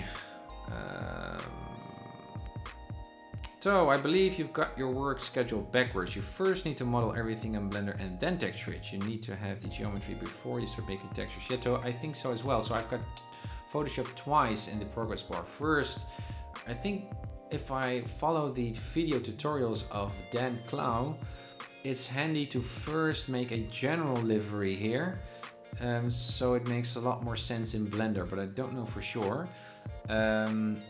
So that's why I put that here, but perhaps we need to skip it, go into Blender, and then do all the final photoshopping. Again, I would love to chat with Rush about this of Aerosim Gaming. He invited me already to PM him and do a chat, but didn't get a reply of him so far. He's busy building his own real-world aircraft. So I'm not sure, but I do know that this might be handy though.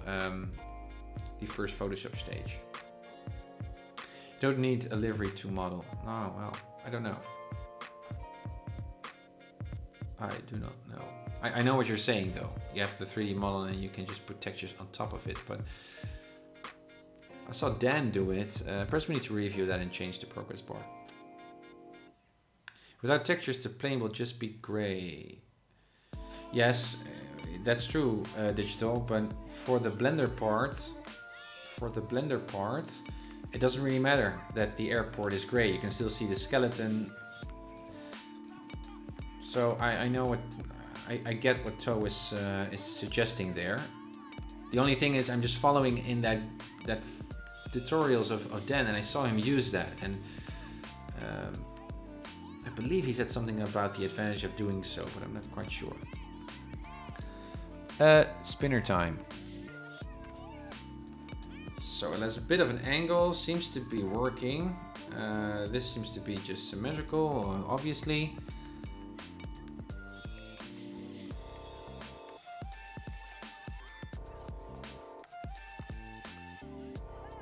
I think this is right. Let me see at the sections. No, this is not elliptic at all. But we can just hit this button and now it's elliptic a bit more.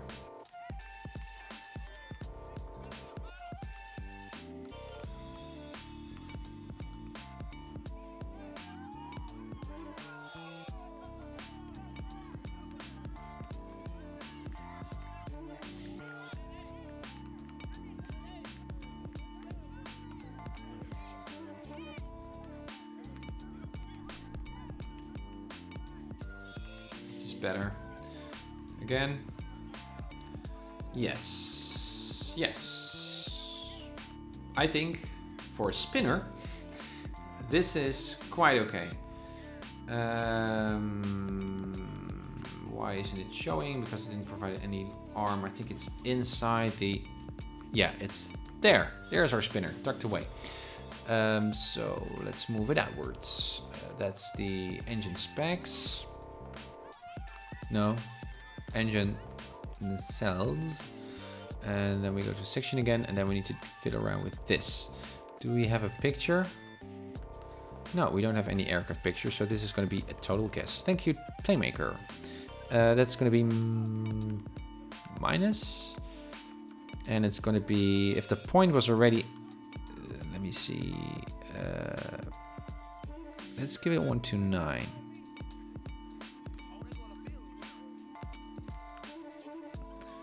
Vertical offset, we need to heading offset, pitch offsets.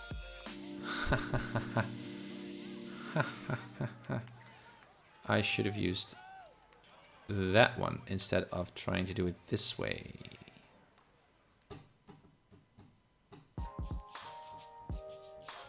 I didn't notice that there was a pitch offset. Okay. No, it's still there. Engine cells offset.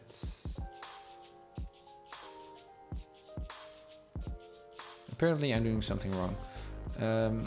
Engine cells, an offset number. It's this big. Vertical pitch heading roll offset. Huh?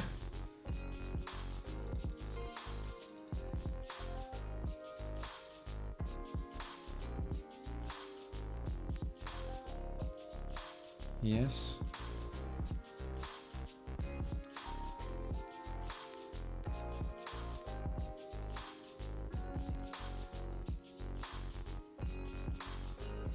Why isn't the longitudinal offset? Why doesn't it change? Because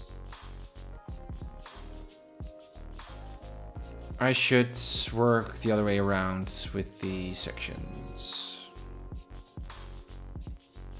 So this is 0, yeah, and plus as we're going into the fuselage, so this should be minus.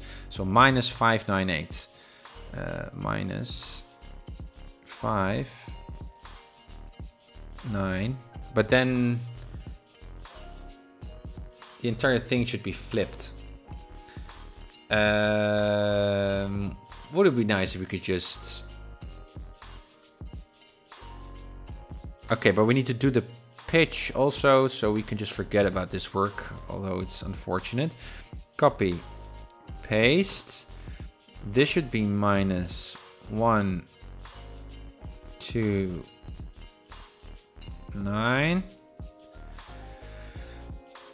minus 592, and this should be the point 0. 0, 0, 0, 0, and let's then copy that thing to here as well.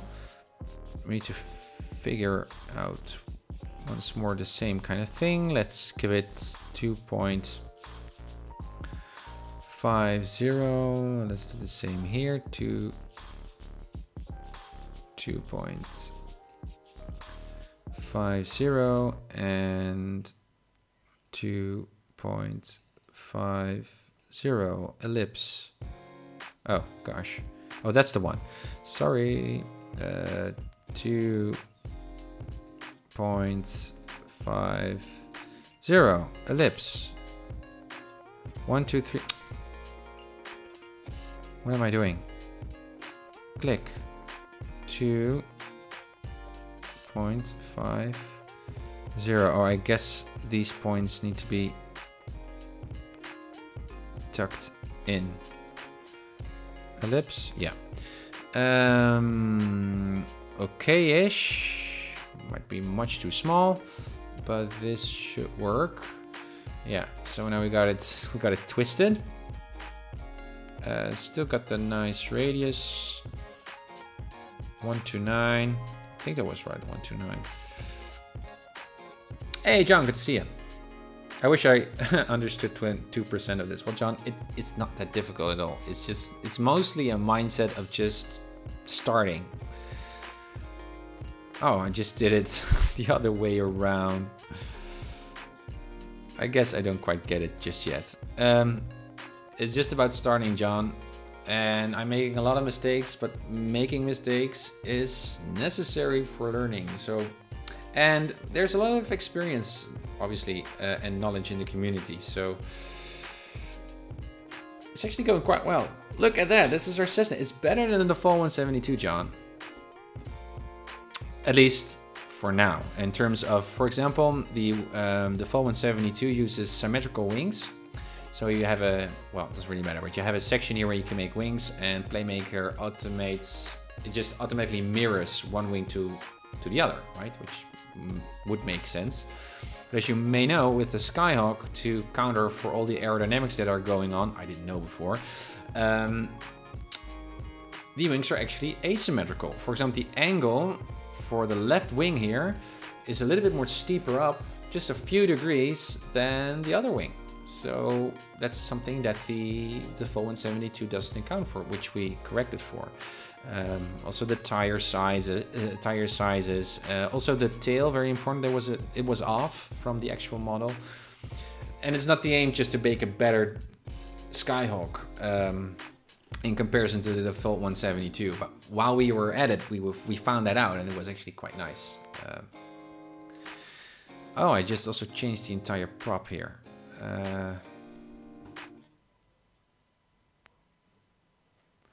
Well, again, that's the process.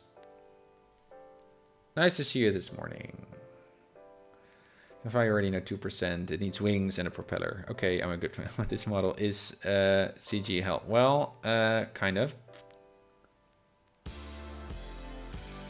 Looks more complicated than it is, exactly. Exactly. So we're still just modeling the 3D model, and we still need to put in all of the engine measures, numbers and stuff. So this is just a start, but it's really fun. It's really pulling me in. I was planning to also do a lot of flying in this holiday break of mine, but this is so cool.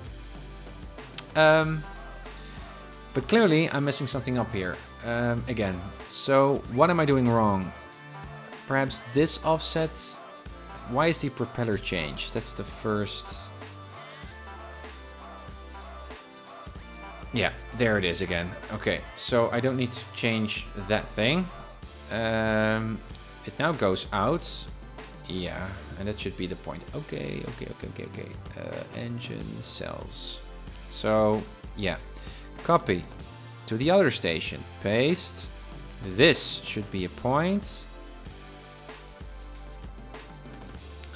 near point. Perhaps we can actually make it a little bit of a surface, but it's ridiculous to do that. It's just a point.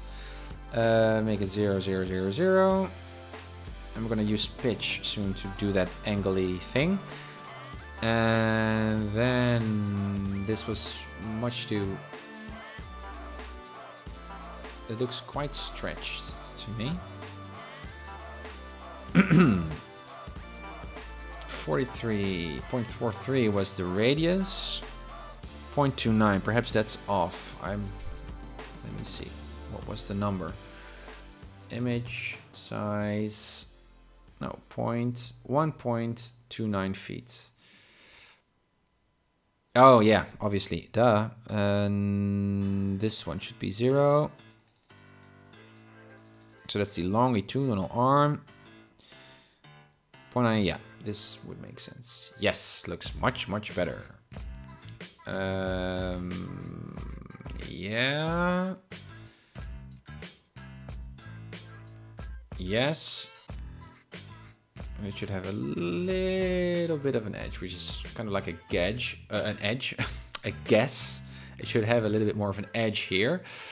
And it's hard to draw this one over, as you can see, because the pictures don't quite match.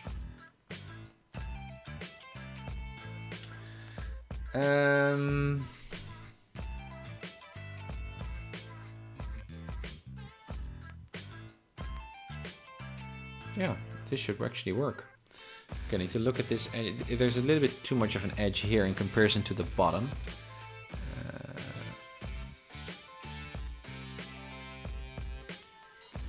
Let's reset this to vertical and have a look. Yeah!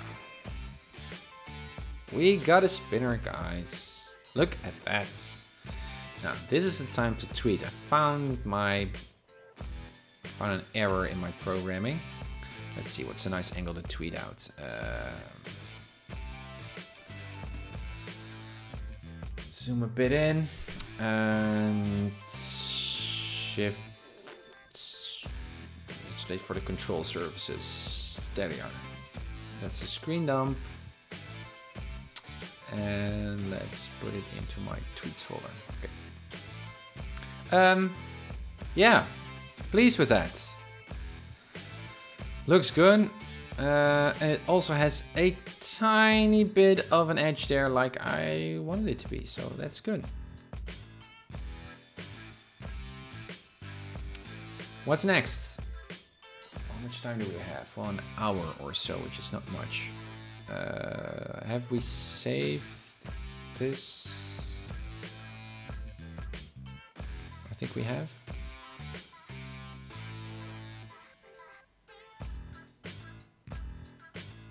No.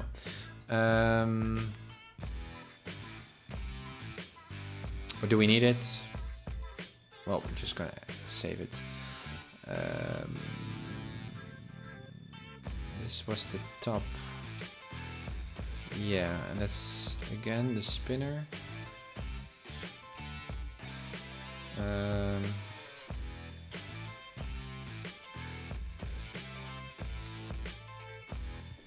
we already have one. Let's just save it like this. I guess we don't need it anymore. Don't save. Don't save.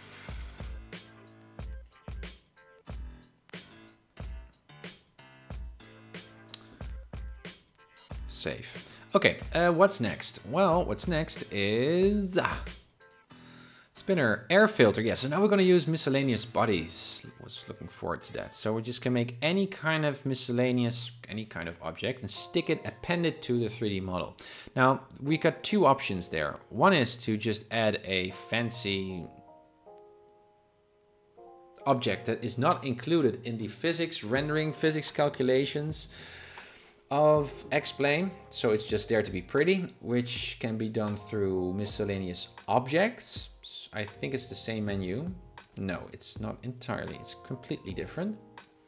And I think this will be the way through which we add all the stuff that we're gonna make in Blender, but I'm not sure. And then we have miscellaneous bodies. And here we have again 20? Yeah, 20. Well, 20 options to make a unique 3D body, an object, but a body, and stick it onto the aircraft, telling X-Plane to take into account that body. Now, the default 172, as well as the airfoil labs, do not do that. I think we can have a look. Why not? File, save again, just to make sure. Open, don't save. Laminar, Cessna 172, defaults. Open.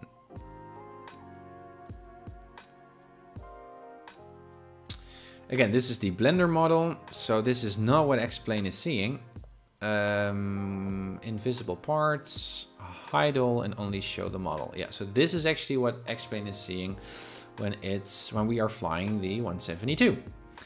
And as you can see, there's a much better fit here on top, which we need to correct for as well. And we can only do that once we have loaded up the right airfoil, because that obviously changes the shape of the wings. And only then we can take that into account. Same goes with the wheel fairings that we need to make as well. With the struts and blah, blah, blah. I already talked about that. But as you can see, no other miscellaneous bodies have been added to the model, which is okay, I guess. But I'm curious though, because I would say that the air filter is kind of flat surface here at the front of the nose. Well, it increases drag. It will not be a significant change, I know, but it does. Same goes with the pitot tube. Also will influence you can really see the wing twist here, guys, if you look at this surface there. So we're gonna implement that as well. But anyways, with the pitot tube as well, also here on top, perhaps also the antennas and transponder antenna at the belly will not significantly alter the aircraft performance, but just to have fun, let's add those and compare. Let's fly the Cessna with the pitot tube included with the X-Plane model. Also look at frame rates, by the way, to see if it doesn't take too much calculations. I mean, frame rates are important. We'll have a look. So X-Plane isn't a CRD, the model of one body doesn't affect airflow over another. All right. And you would add calculation load. Well, Steve, I'm not sure whether that's true, or, well, it obviously will add calculation load, but I don't know how much. The more important thing is what Toe is suggesting, that it's the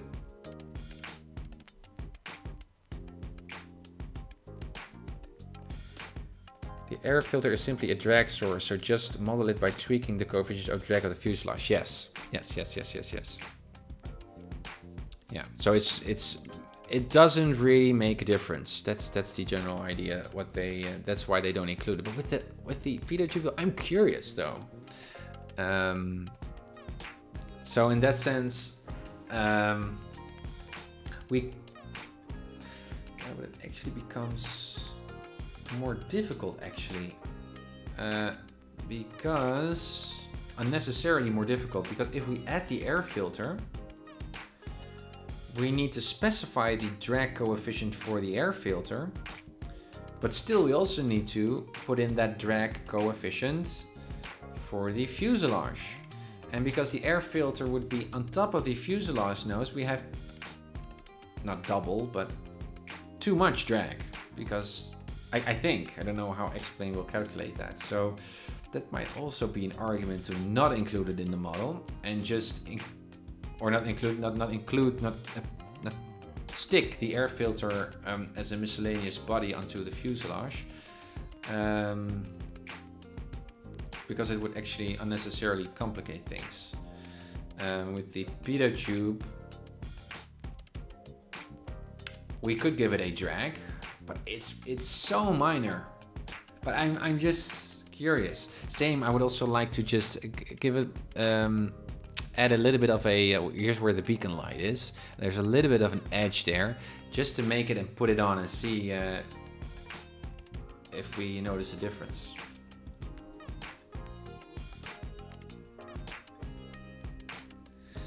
So the pitot tube is negligible, yes, as I said. You will already need to modify the coefficient of drag of the fuselage, exactly, so save yourself the effort of modeling the air filter. I agree, the default value won't work, I can tell you that right away. the default value of the fuselage, I guess. Yeah, I think that reasoning is correct. So, okay, we're gonna skip the air filter for the reasons I just mentioned. But I am curious about the pitot tube. And again, it's such an aerodynamic shape. It won't, yeah. It's just merely for the fun of my own. It's just curiosity, I guess. Is there anything else, any other object on top of the Cessna Skyhawk that we think that we could add? Or is it in, well, again, it would not significantly, any of those bodies would not significantly, I mean, the wheel fairings, obviously, would make quite a difference. File open, don't save. Let's open the Airfoil Labs one. Low res, open.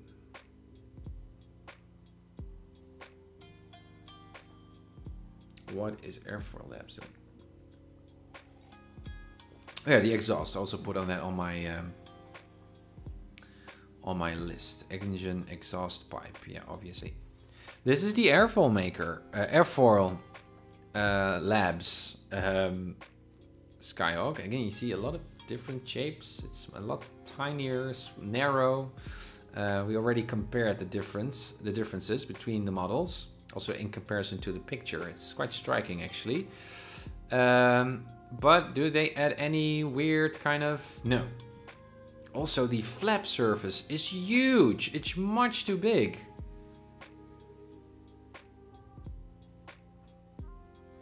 Look at that. That's silly huge. And also the ailerons are very small. And what did they do? Are those slats? Something is changing here too. Perhaps because this is clearly not modeled in the actual external Blender or whatever they used model. Perhaps they just try to approach the tables or the performance charts and worked with this configuration, not because it's clearly because it doesn't resemble what we're seeing in the actual Skyhawk, but because it delivers a better flight performance. But actually I find the default 172 flying quite nicely, but this is really bad. Yeah, I guess so. And also what's weird, this is, we hide everything, right? Or perhaps because we loaded it in, we need to re-hide. Yeah, hide all parts. Yeah. Perhaps now it is, I don't know. Let's have a look. No, it's still there. I saw some instruments there loaded in and that was still external. So you see there, even though if you look at the basic Skyhawk, when we do load all the parts in, the Skyhawk looks great. Show all parts. Here, the surface fits and hide. Yeah, now we only see the actual model that we see in X-Plane. And you might think, oh, it has a good shape and the flap surface ratio is good. But that's not the model that X-Plane is using. So again, based off of that model, just by loading in your aircraft in PlaneMaker, you can see that this aircraft is doing weird stuff. It still, they might have done that deliberately to create a better airfoil, but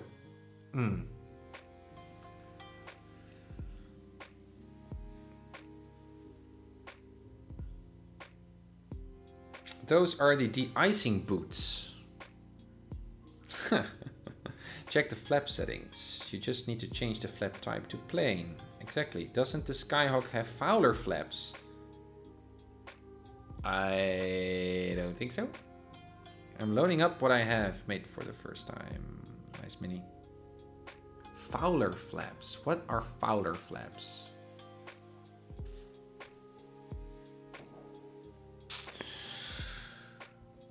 I think it's also in the manual, by the way. The PlaneMaker manual. Fowler. Fowler?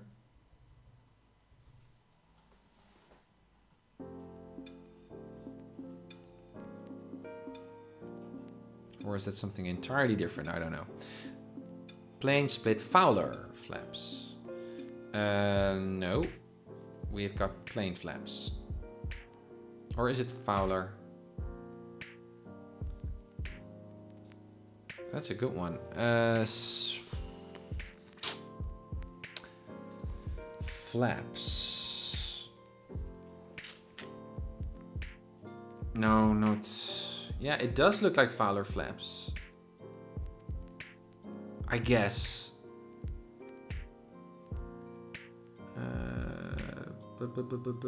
Real world picture, please. Just want to have a look. Just want to have a look.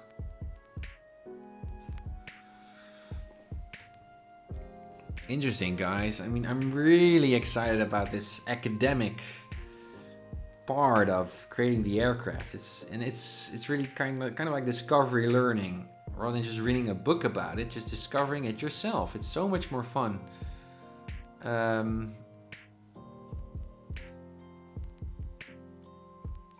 So the Fowler bit would be that the flaps extend down, but they also retract into this gap.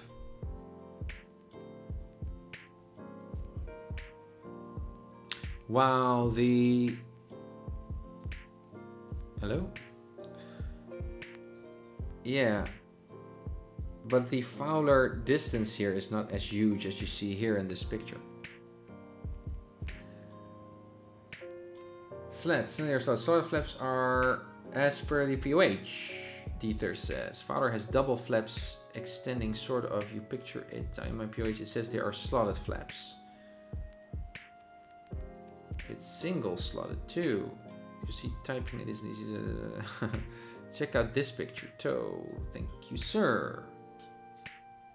Yes, exactly. Exactly, Toe. Exactly.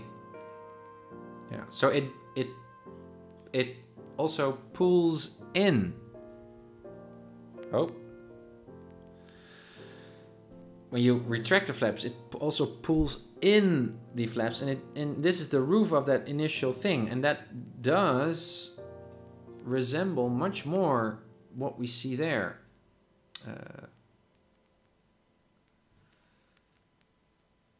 And what we see here, that's what I meant. So, I would agree with Toe. But POH says slotted. Oh, sorry. I'm not paying attention to you guys. I read slotted, but I thought it was something plain-like. It's slotted. Yeah, so there's still a bit of an edge here, but it's not that much as this. I guess that's the main difference between the Fowler and the slotted. And it's in the POH. Thank you, guys. I cannot do this without you. I really appreciate this collaborative effort. Thank you. Also, why Airflow Labs made this animation, I have no idea. What we are going to do is make an animation where we can actually remove the oil cap by clicking on it. So we need also have a physical walk around and actually look into the engine. And I would love to be able to open the fuel cap and get the oil thing. And also an animation where we can secure the oil cap. And if you don't, then SimCoder's new rep version 10.0 is going to say you did not secure the oil cap and now you are messed up while you are flying. I would really love to make such a thing, which would not be hard at all, but we don't need to do this entire thing. Anyways, yeah, slotted flaps. Let's go back to our cute, wonderful, wannabe 172S. Again, the cabin and the wings.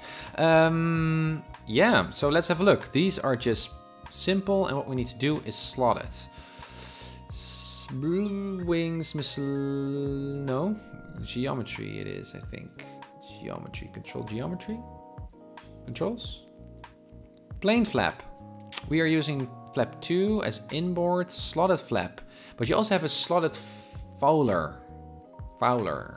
I guess it's just slotted flap. Slotted. There's something changing there. Plane. and slotted. Slotted flaps. Oh, this is control surface type. Smooth with gaps. My gosh. Slotted flaps are a more effective. Slotted flaps are a more effective type of flap. A slot or gap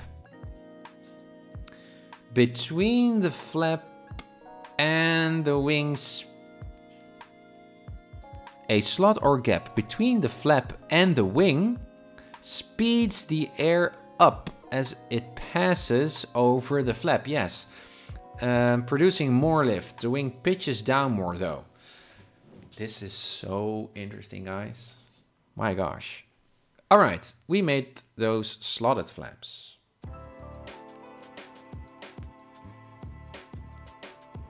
Hey, Hack, good to see you.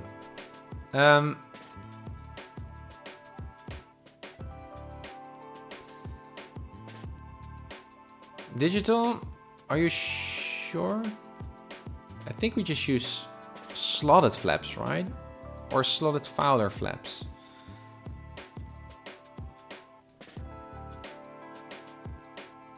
Can we see the difference? At least here in the wireframe. Or do we need to enable it before it works? I guess not. Fowler. Slotted. Oh yeah, you can see the difference. Double, triple. You see it's extending a bit.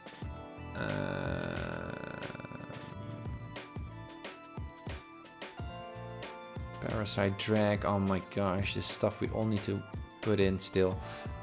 Slotted. Again, slotted flap.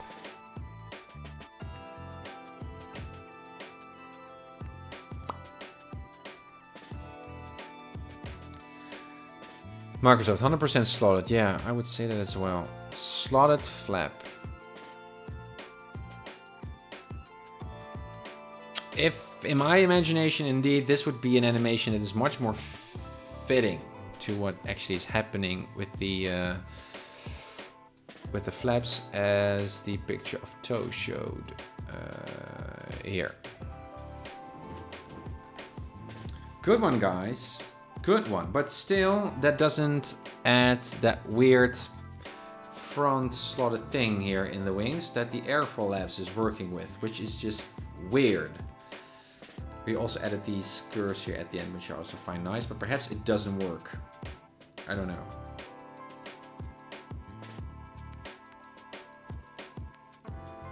We'll have to see.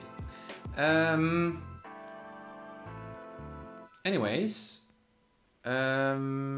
What have we been doing? Yeah, so the task was to create the miscellaneous bodies. And what you guys were saying was, well, first, it doesn't really make a difference. I knew that already, but I was curious to see whether we could notice a difference when we're going to test fly it. But then we found out, for example, with the air filter, that it actually complicates things, because then you need to give that air filter a drag coefficient. On top of the drag coefficient of the fuselage, you need to change both, and then you actually run into more trouble than you actually like. So I agree on that front. The pitot tube as well, it's quite slick, but still, I'm just curious. That's just curiosity. The main thing though, that would indeed be the one component on the airfoil that would create significant drag. Not really significant, it's not really that significant, but still, that would be the exhaust.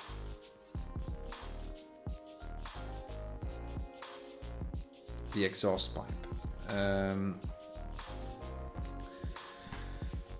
That thing. And it's now only 30 minutes past 5 here in the evening, and I think we have time just to make that one. I also like to make that little top there, but again, why?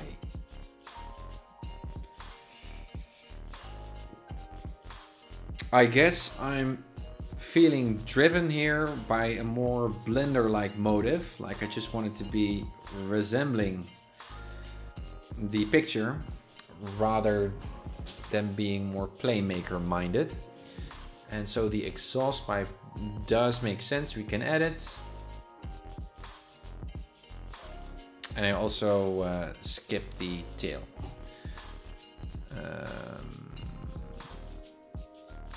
Spinner, air filter, exhaust, speeder tube, wheel fairings. Yeah, the wheel fairings we should do as well. Although I like to fly without the wheel fairings, eventually.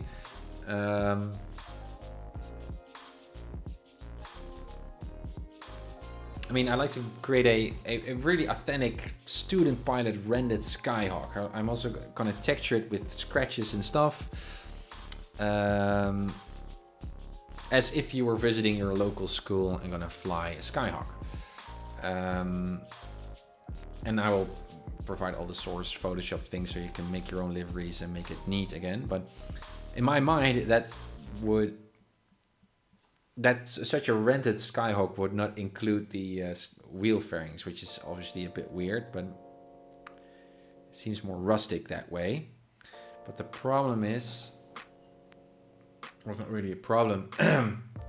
What I was thinking about was if I'm going to add the wheel fairings, I'm going to export or allow PlaneMaker to generate a texture file, a livery file, which is just a press of a button. It's somewhere around here. But still, I need to look that up. I like to already create a Photoshop file that already has the wheel fairings. So if I do that afterwards, while having already loaded a livery file without the wheel fairings, and I'm going to include those wheel fairings later on, then I also need to change all the layers in the Photoshop file. I don't know if that's the case, but I'd like to avoid that work. So I'm also going to make the wheel fairings, but I don't think we have time, especially not if I'm chatting along this way.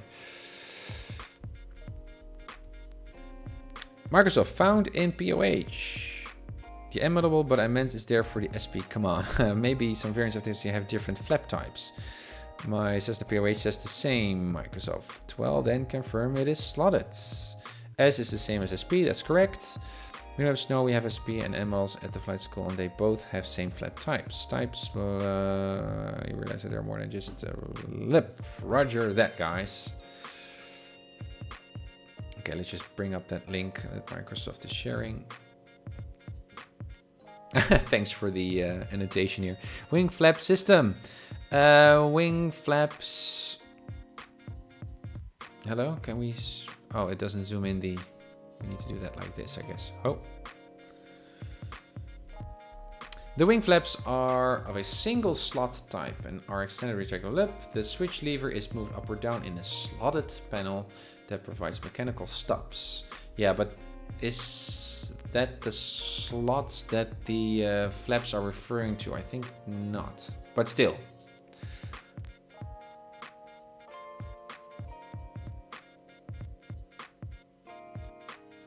Interesting. Well, again, guys, I think we got the right setting.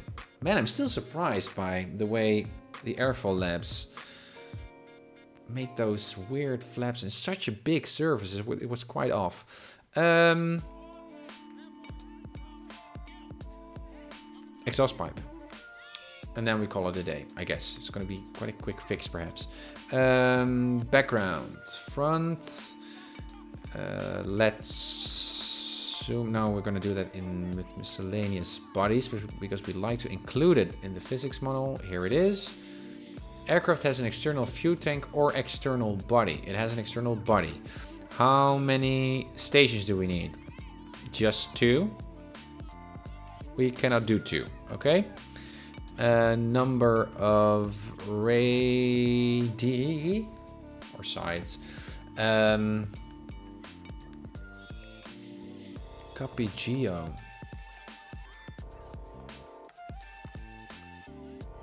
Explain. Please give me a Hoover. No.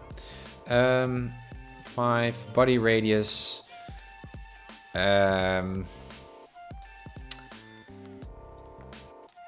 Well, what did we use with the skid, which is kind of similar. Skids was. What did we do? 0.3. Or this was the radius. 0.1. We can optimize that. Miscellaneous bodies. 0.1. It's going to be a little bit bigger, perhaps 0.2. We can always make it smaller, so it's better to give it this a bigger number. Yeah, and then it's not that difficult at all. Yeah, body coefficient drag, we need to figure that one out. I have no idea. Just in the middle, let's stretch out all of that, all of those.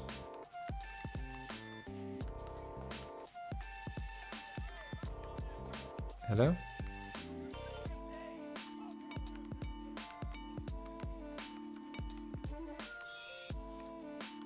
PlaneMaker, I love that you exist, but there are things. Oh, because we only have 5. Duh. Let's just make 9 because then we are nicely rounded.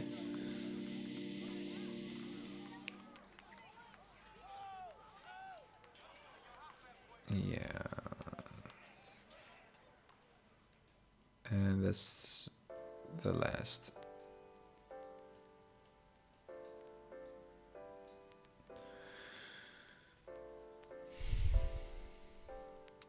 Yes, exactly. And we're gonna use that full radius.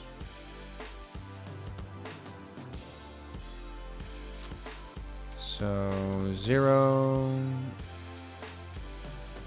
Gonna be 2, 0. This 1, 2. Microsoft, the word was highlighted was just my reference. Not a problem, buddy. Not a problem. 2, 0, 2, 0, 2, 0. Ellipse. Copy, paste. Copy, paste. Then we need to have it, give it some spacing. A feet.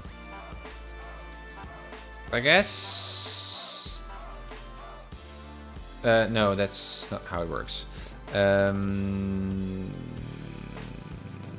minus a feet. No, not minus 10 feet. Minus a feet, yeah. Yes, tube. And then there was a tube.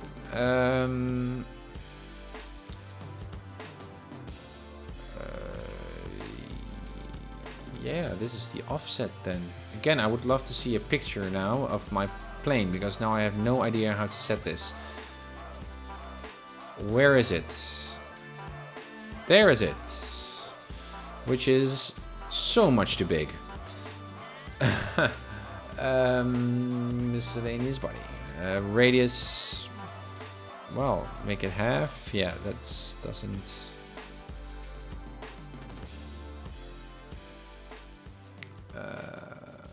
Boom. Yeah, that's better. I guess it's the same size as our skid over there, which is actually the sky, the tie down. Okay. Let's move it.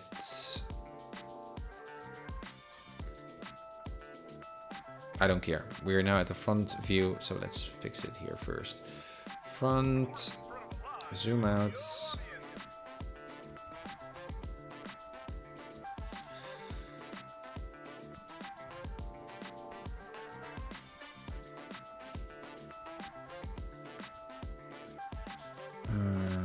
Yeah. Let me see. Spinner. That's right. Okay. Yeah. That's good. Standard miscellaneous bodies. It should go down, which is minus 3 feet. Hello? Perhaps it's now up. Standard miscellaneous bodies. Vertical arm. Let's go that direction.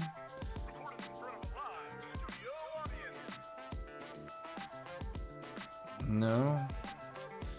Miscellaneous bodies. What was it already? Body radius. This is good. Vertical arm. Should it be more? Just a meter. We should already be able to see that change.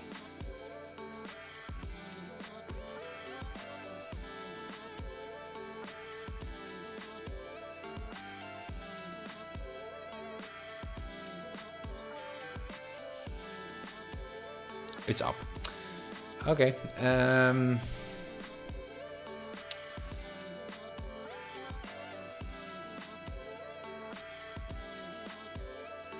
It was just behind the wheel. Okay, unlucky. Standard. Miscellaneous bodies. 2.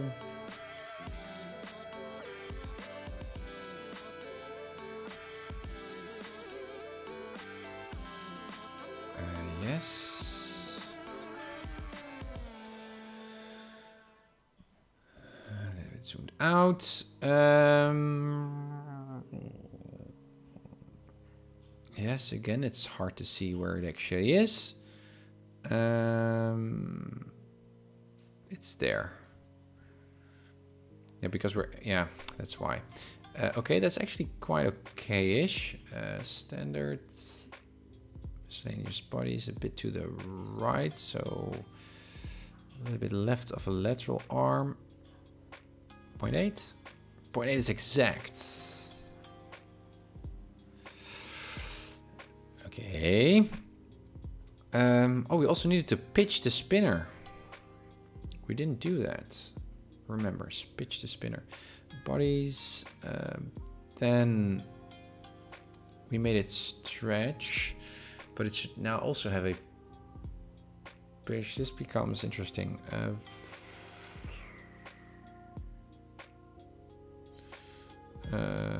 Yeah. Let's see what happens. 60 degrees. Yeah.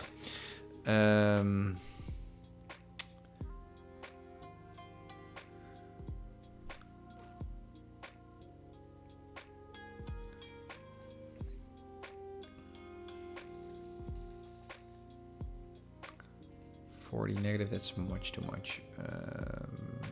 Body.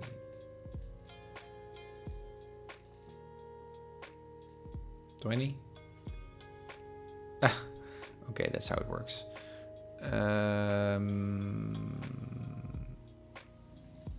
Oh. Yeah, so if we have 90, it points down, and it's actually pointing a little bit to the back, I think. Standards again. Hundreds. 110. 110. Yeah. Not perfect. Perhaps it should even be more. Standards, miscellaneous bodies, lateral arm should be negative. 8. Yes. Should now be a bit lower and also not that high up. Miscellaneous bodies. So let's make it half a feet. And let's double check the vertical arm. Oh yes, we're getting there. Should again be a bit less tall. Let's make it 3.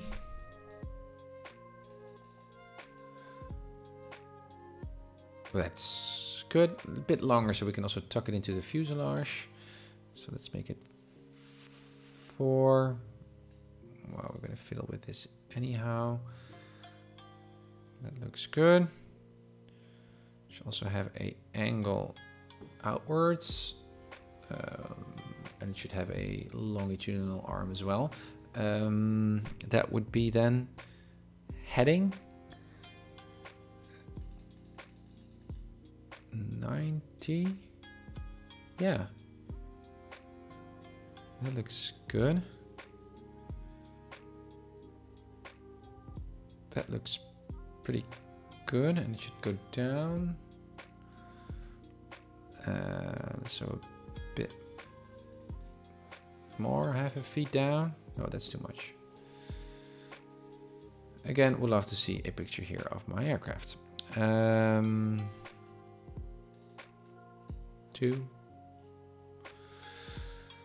It's looking good. But then it needs to be a little bit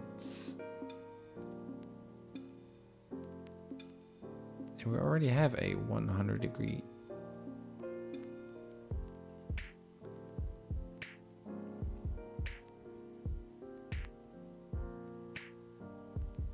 Should be even more. A bit confused. Let's see what just happens. Oh.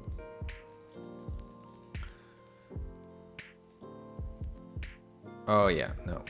Okay, indeed, that's 110. That's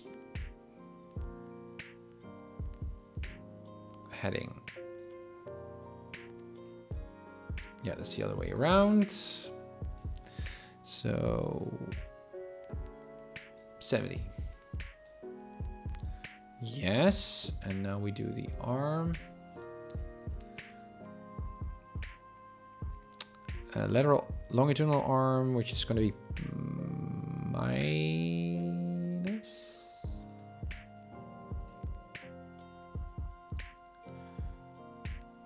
It's on the wrong side. Did I fix that already? Vertical arm should be, oh, it's not the vertical arm. Lateral should be plus 80 then.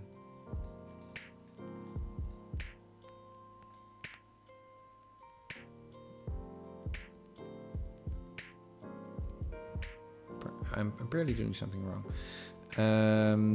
That's minus, that should then be plus.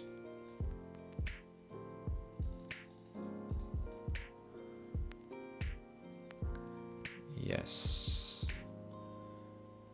Yes. That's actually not bad at all. Okay, let's do side. I think we can see it from this side as well with the picture clear. Side 2, tilted image.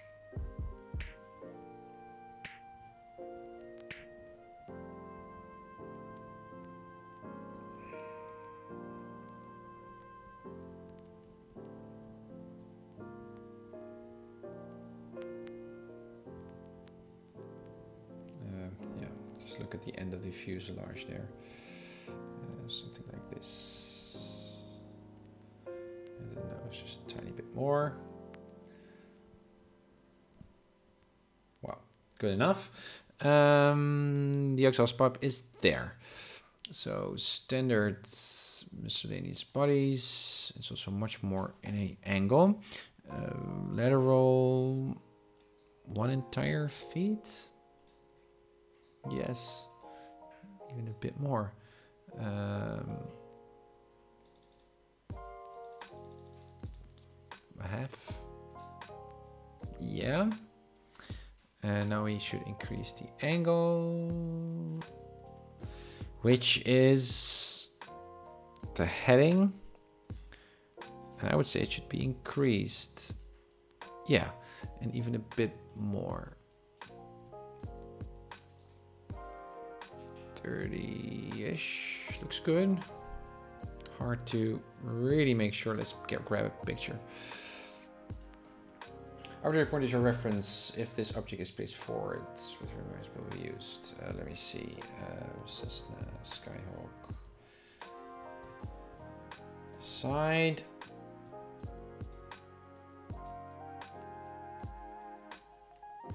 Or no, the side. This is a good picture, I guess.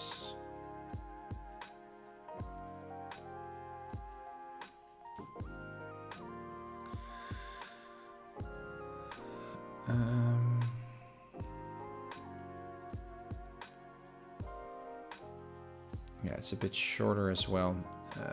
Standard miscellaneous bodies. Which one is which? I don't know. Let's make this 0.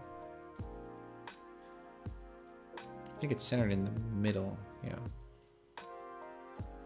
That was the wrong one. Miscellaneous bodies. Oh, 4. Let's reduce. No.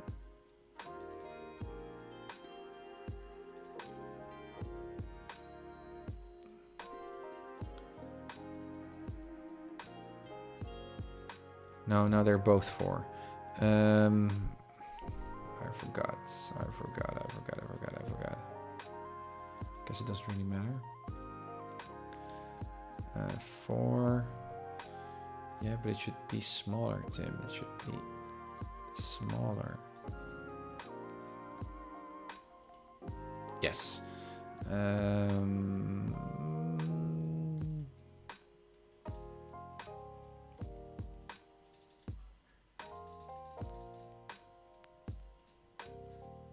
That looks kind of good. I think it should be a little bit more of an angle.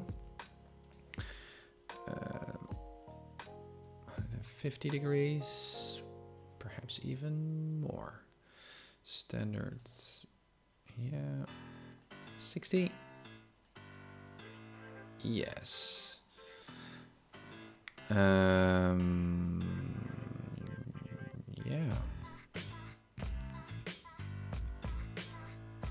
I think it should be a little more outward though.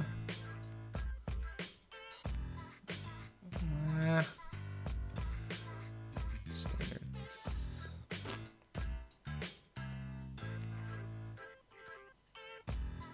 Oh, wrong way, obviously.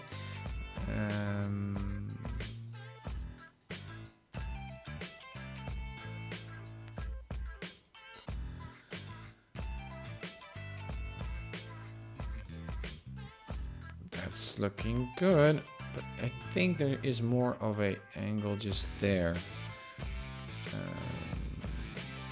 So let's grab a picture directly at the front.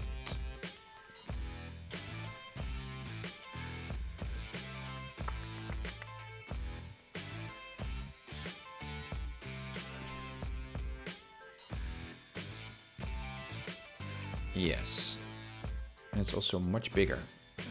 Standards, miscellaneous bodies, 2, and let's. Oh yeah, that doesn't work.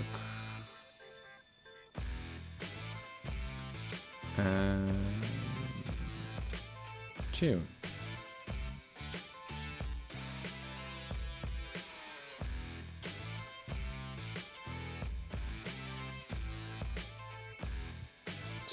Two.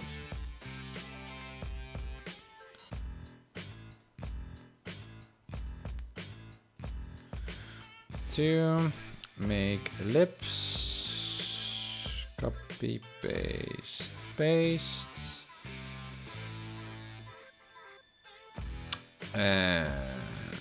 are we at? That's bigger and better. Yeah. That's the heading, that's the pitch. Don't know for sure, no.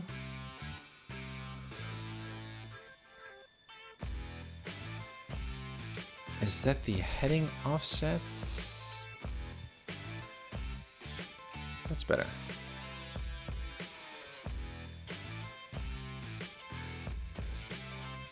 That's much better. But if I look at the, this from this angle, that's actually sticking out. We're a little bit below the spinner in comparison to this picture, because it's quite sticking quite significantly underneath the belly here from this perspective, while here it is not.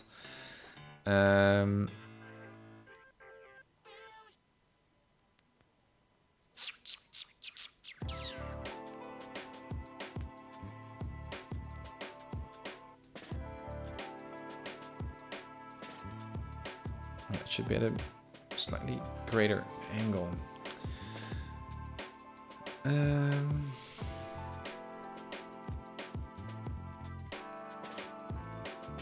Pitch and heading.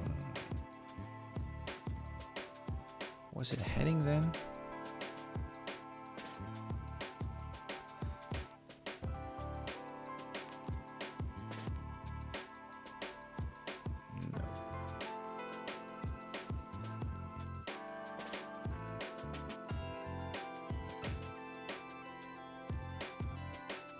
that's it.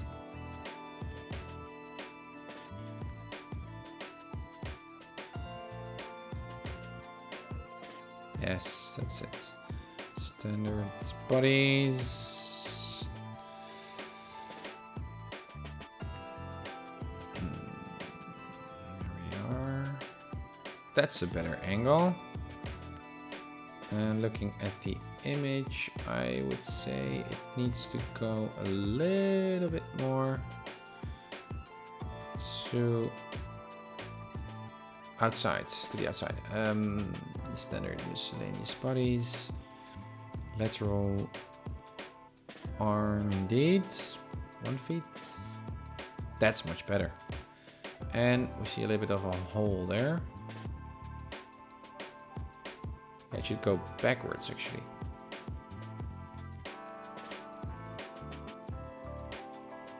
Yeah, it should go a little bit more backwards. Then let's center this one again.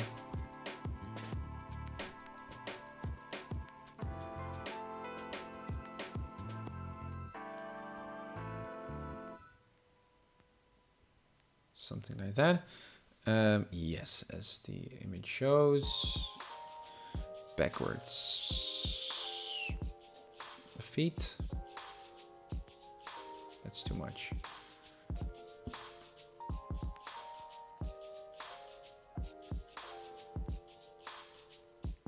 Oh, that looks good. It's still open though. So that means that we should increase this value. No.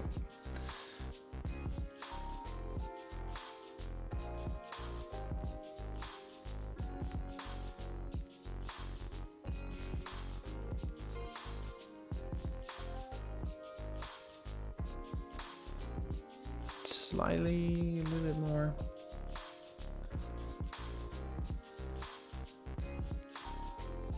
Yes. Yes, we got it. That was a bit harder or confusing than I thought, but we are there. That's great. And again, it doesn't do anything because we didn't set any values to that particular object.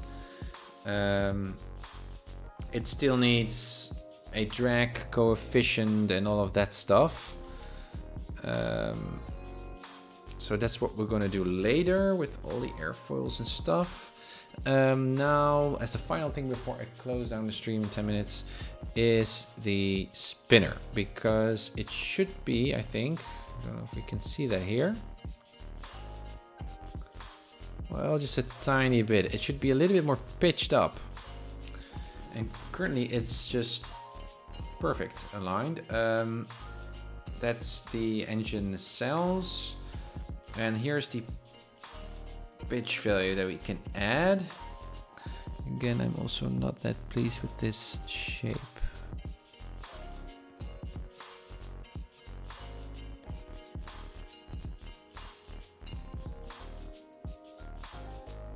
Just mirroring those as best I can.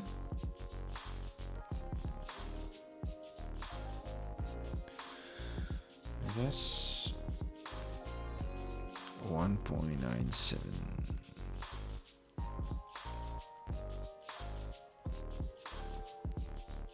If I press ellipse, it just changes always something. 1.77.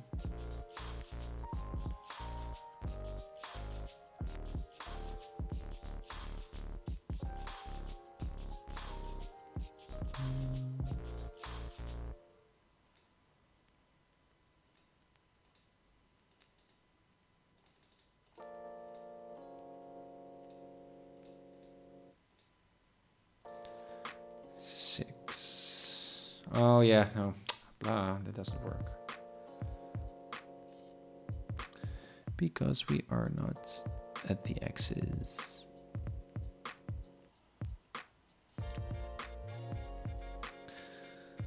So let's just do it like so.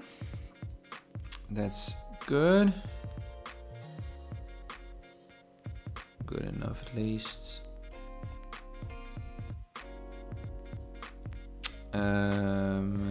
This should be much more like a point, and it's straight. And now we need to give it a little bit of a pitch. Let's see what happens. Let's give it 5 so it's more, can more better see it. Do we see that here?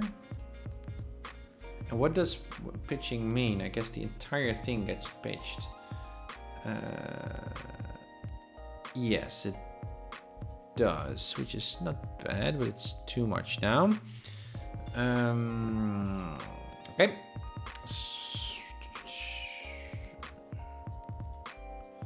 How many degrees? 2. Still a bit too much.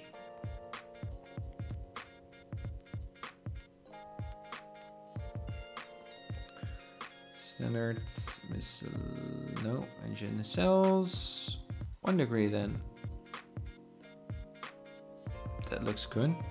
Perhaps we can look those numbers up in POH or maintenance manual or any. Yeah, this is perfect. Alrighty, guys, we made some progress. So we added the proper surface angles there, which is great. We also improved on the flaps, which were actually slotted. Very nice. So that's a great addition. We made the spinner work. We also added the, it's not long enough. Standards, that's miscellaneous body, and it should be bigger. Yeah. It's gone and it's nicely tucked in. And we added that one, yeah, and we didn't add the air filter and the pitot tube and other stuff because it actually complicates things. The only thing though is still the pitot tube, which I think is interesting. But then I need to compose that pitot tube out of multiple bodies, actually 2. One is a small tube, horizontal tube, and one that goes up vertically, which I do think is nice to do.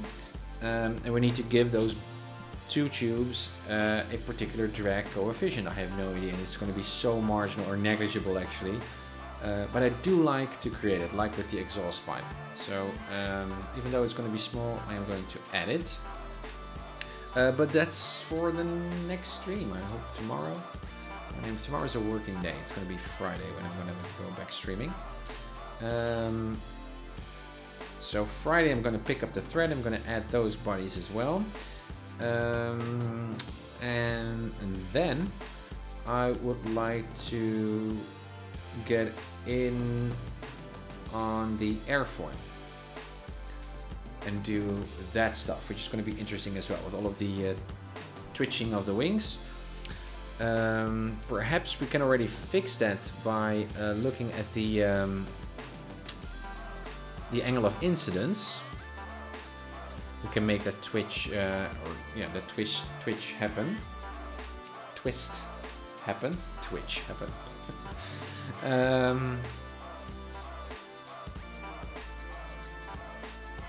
But I need to study that a little bit more. All right. Well, quite pleased. Again, thank you for your support, guys. Good suggestions. Yeah, really for the better. Made the Skyhawk much more cool. Pretzel, thank you for your help. Yeah. No, heck, I mean angle of incidence. Anything else? Well, let's also change our sticky notes here. So what we did was that. So this one we're going to do next. Yeah, so I can keep those there. Like so. For the next episode, yeah, so we're going to make that pitot tube, also the wheel fairings. Yeah, it might take some time to create those as well. Although those wheel fairings are actually related to the wheels, reference to the wheels, so they are much more easy to build. So I expect that we will be quite quick with making those. So that will be okay. And perhaps we already have some time to work on some other stuff. What could we do? Well, what we could do is... Yeah, those might be nice additions. We could do the elevator trim, geometry, because it's also a control surface, and I'd like to check that one off as well. Even though we cannot make it as a surface, we should include it, obviously. And we could give the struts a thicker airfoil. That would not require airfoil maker, but we can just load up a more thicker symmetrical airfoil, I guess through the export menu here. For the, what are we using?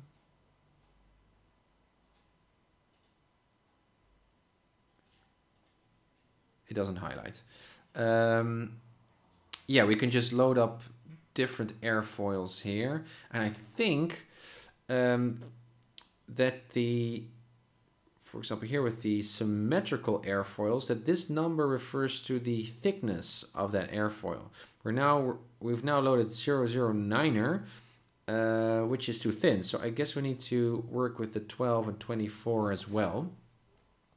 To see if that works. And if it doesn't really quite fit, then still we need to move that item forward and also create a airfoil for that.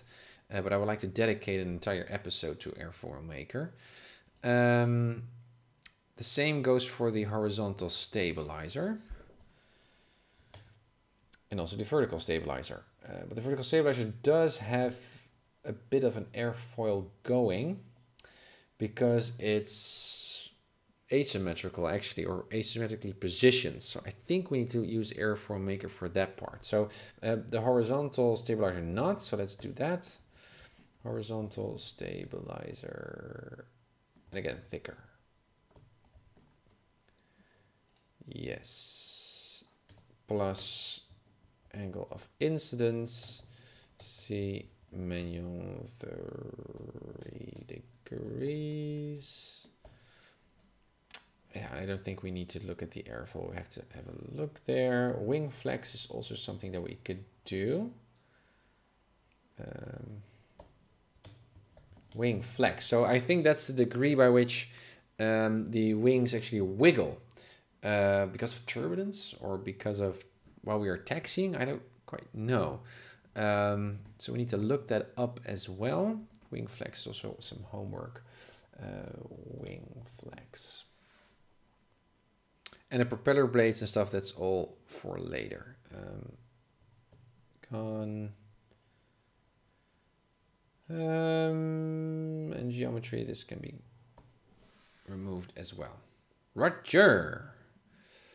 One last save. Again, step by step. That's how we will get there, guys. That's how we will get there.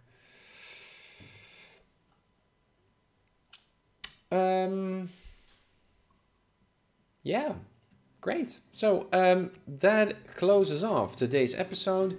Again, learned a bunch. That was interesting. Also with the flaps. For the next episode, that's going to be Friday. Tomorrow's going to be a working day. I need to do that as well. But on Friday, we're going to pick up the thread and we're going to work on those few items. So those were the pitot tube, wheel fairings, elevator trim, wing flex, and the struts, and also the horizontal stabilizers. So let's see if we can finish off that as well. And then we're gradually moving into Airfoil Maker's terrain as well, perhaps even. We need to put in all of the other weight and balance stuff first. But I'd rather just like to finish the shape of the airplane first before we're going to add the all of the engine and numbers bits. So I will be a little bit off of my progress bar as I planned it so far, but it's going to be interesting. I cannot wait. So guys, thank you so much again. So thank you for all of your suggestions, mini webs, digital hack as well. Thank you all guys for sharing and sharing links, but also your experience and knowledge of PlaneMaker and airfoils and stuff. It's really a collaborative effort to make this wonderful new Skyhawk a reality. So thank you very, very much. Also, thank you for the subscriptions. Plague, 4 months, and the Digital Aviator, 6 months. Thank you, guys. Really, really encouraging. Really means a lot. Thanks. Thanks. Fucker also for the follow. So, hoping to see you Friday. I will tweet my next stream time at Twitter, also at Discord. So if you're curious and would like to follow me along in this whole development process, make sure to follow me on Twitter and Discord, and you will be notified in time. As always, happy flights and blue skies, guys.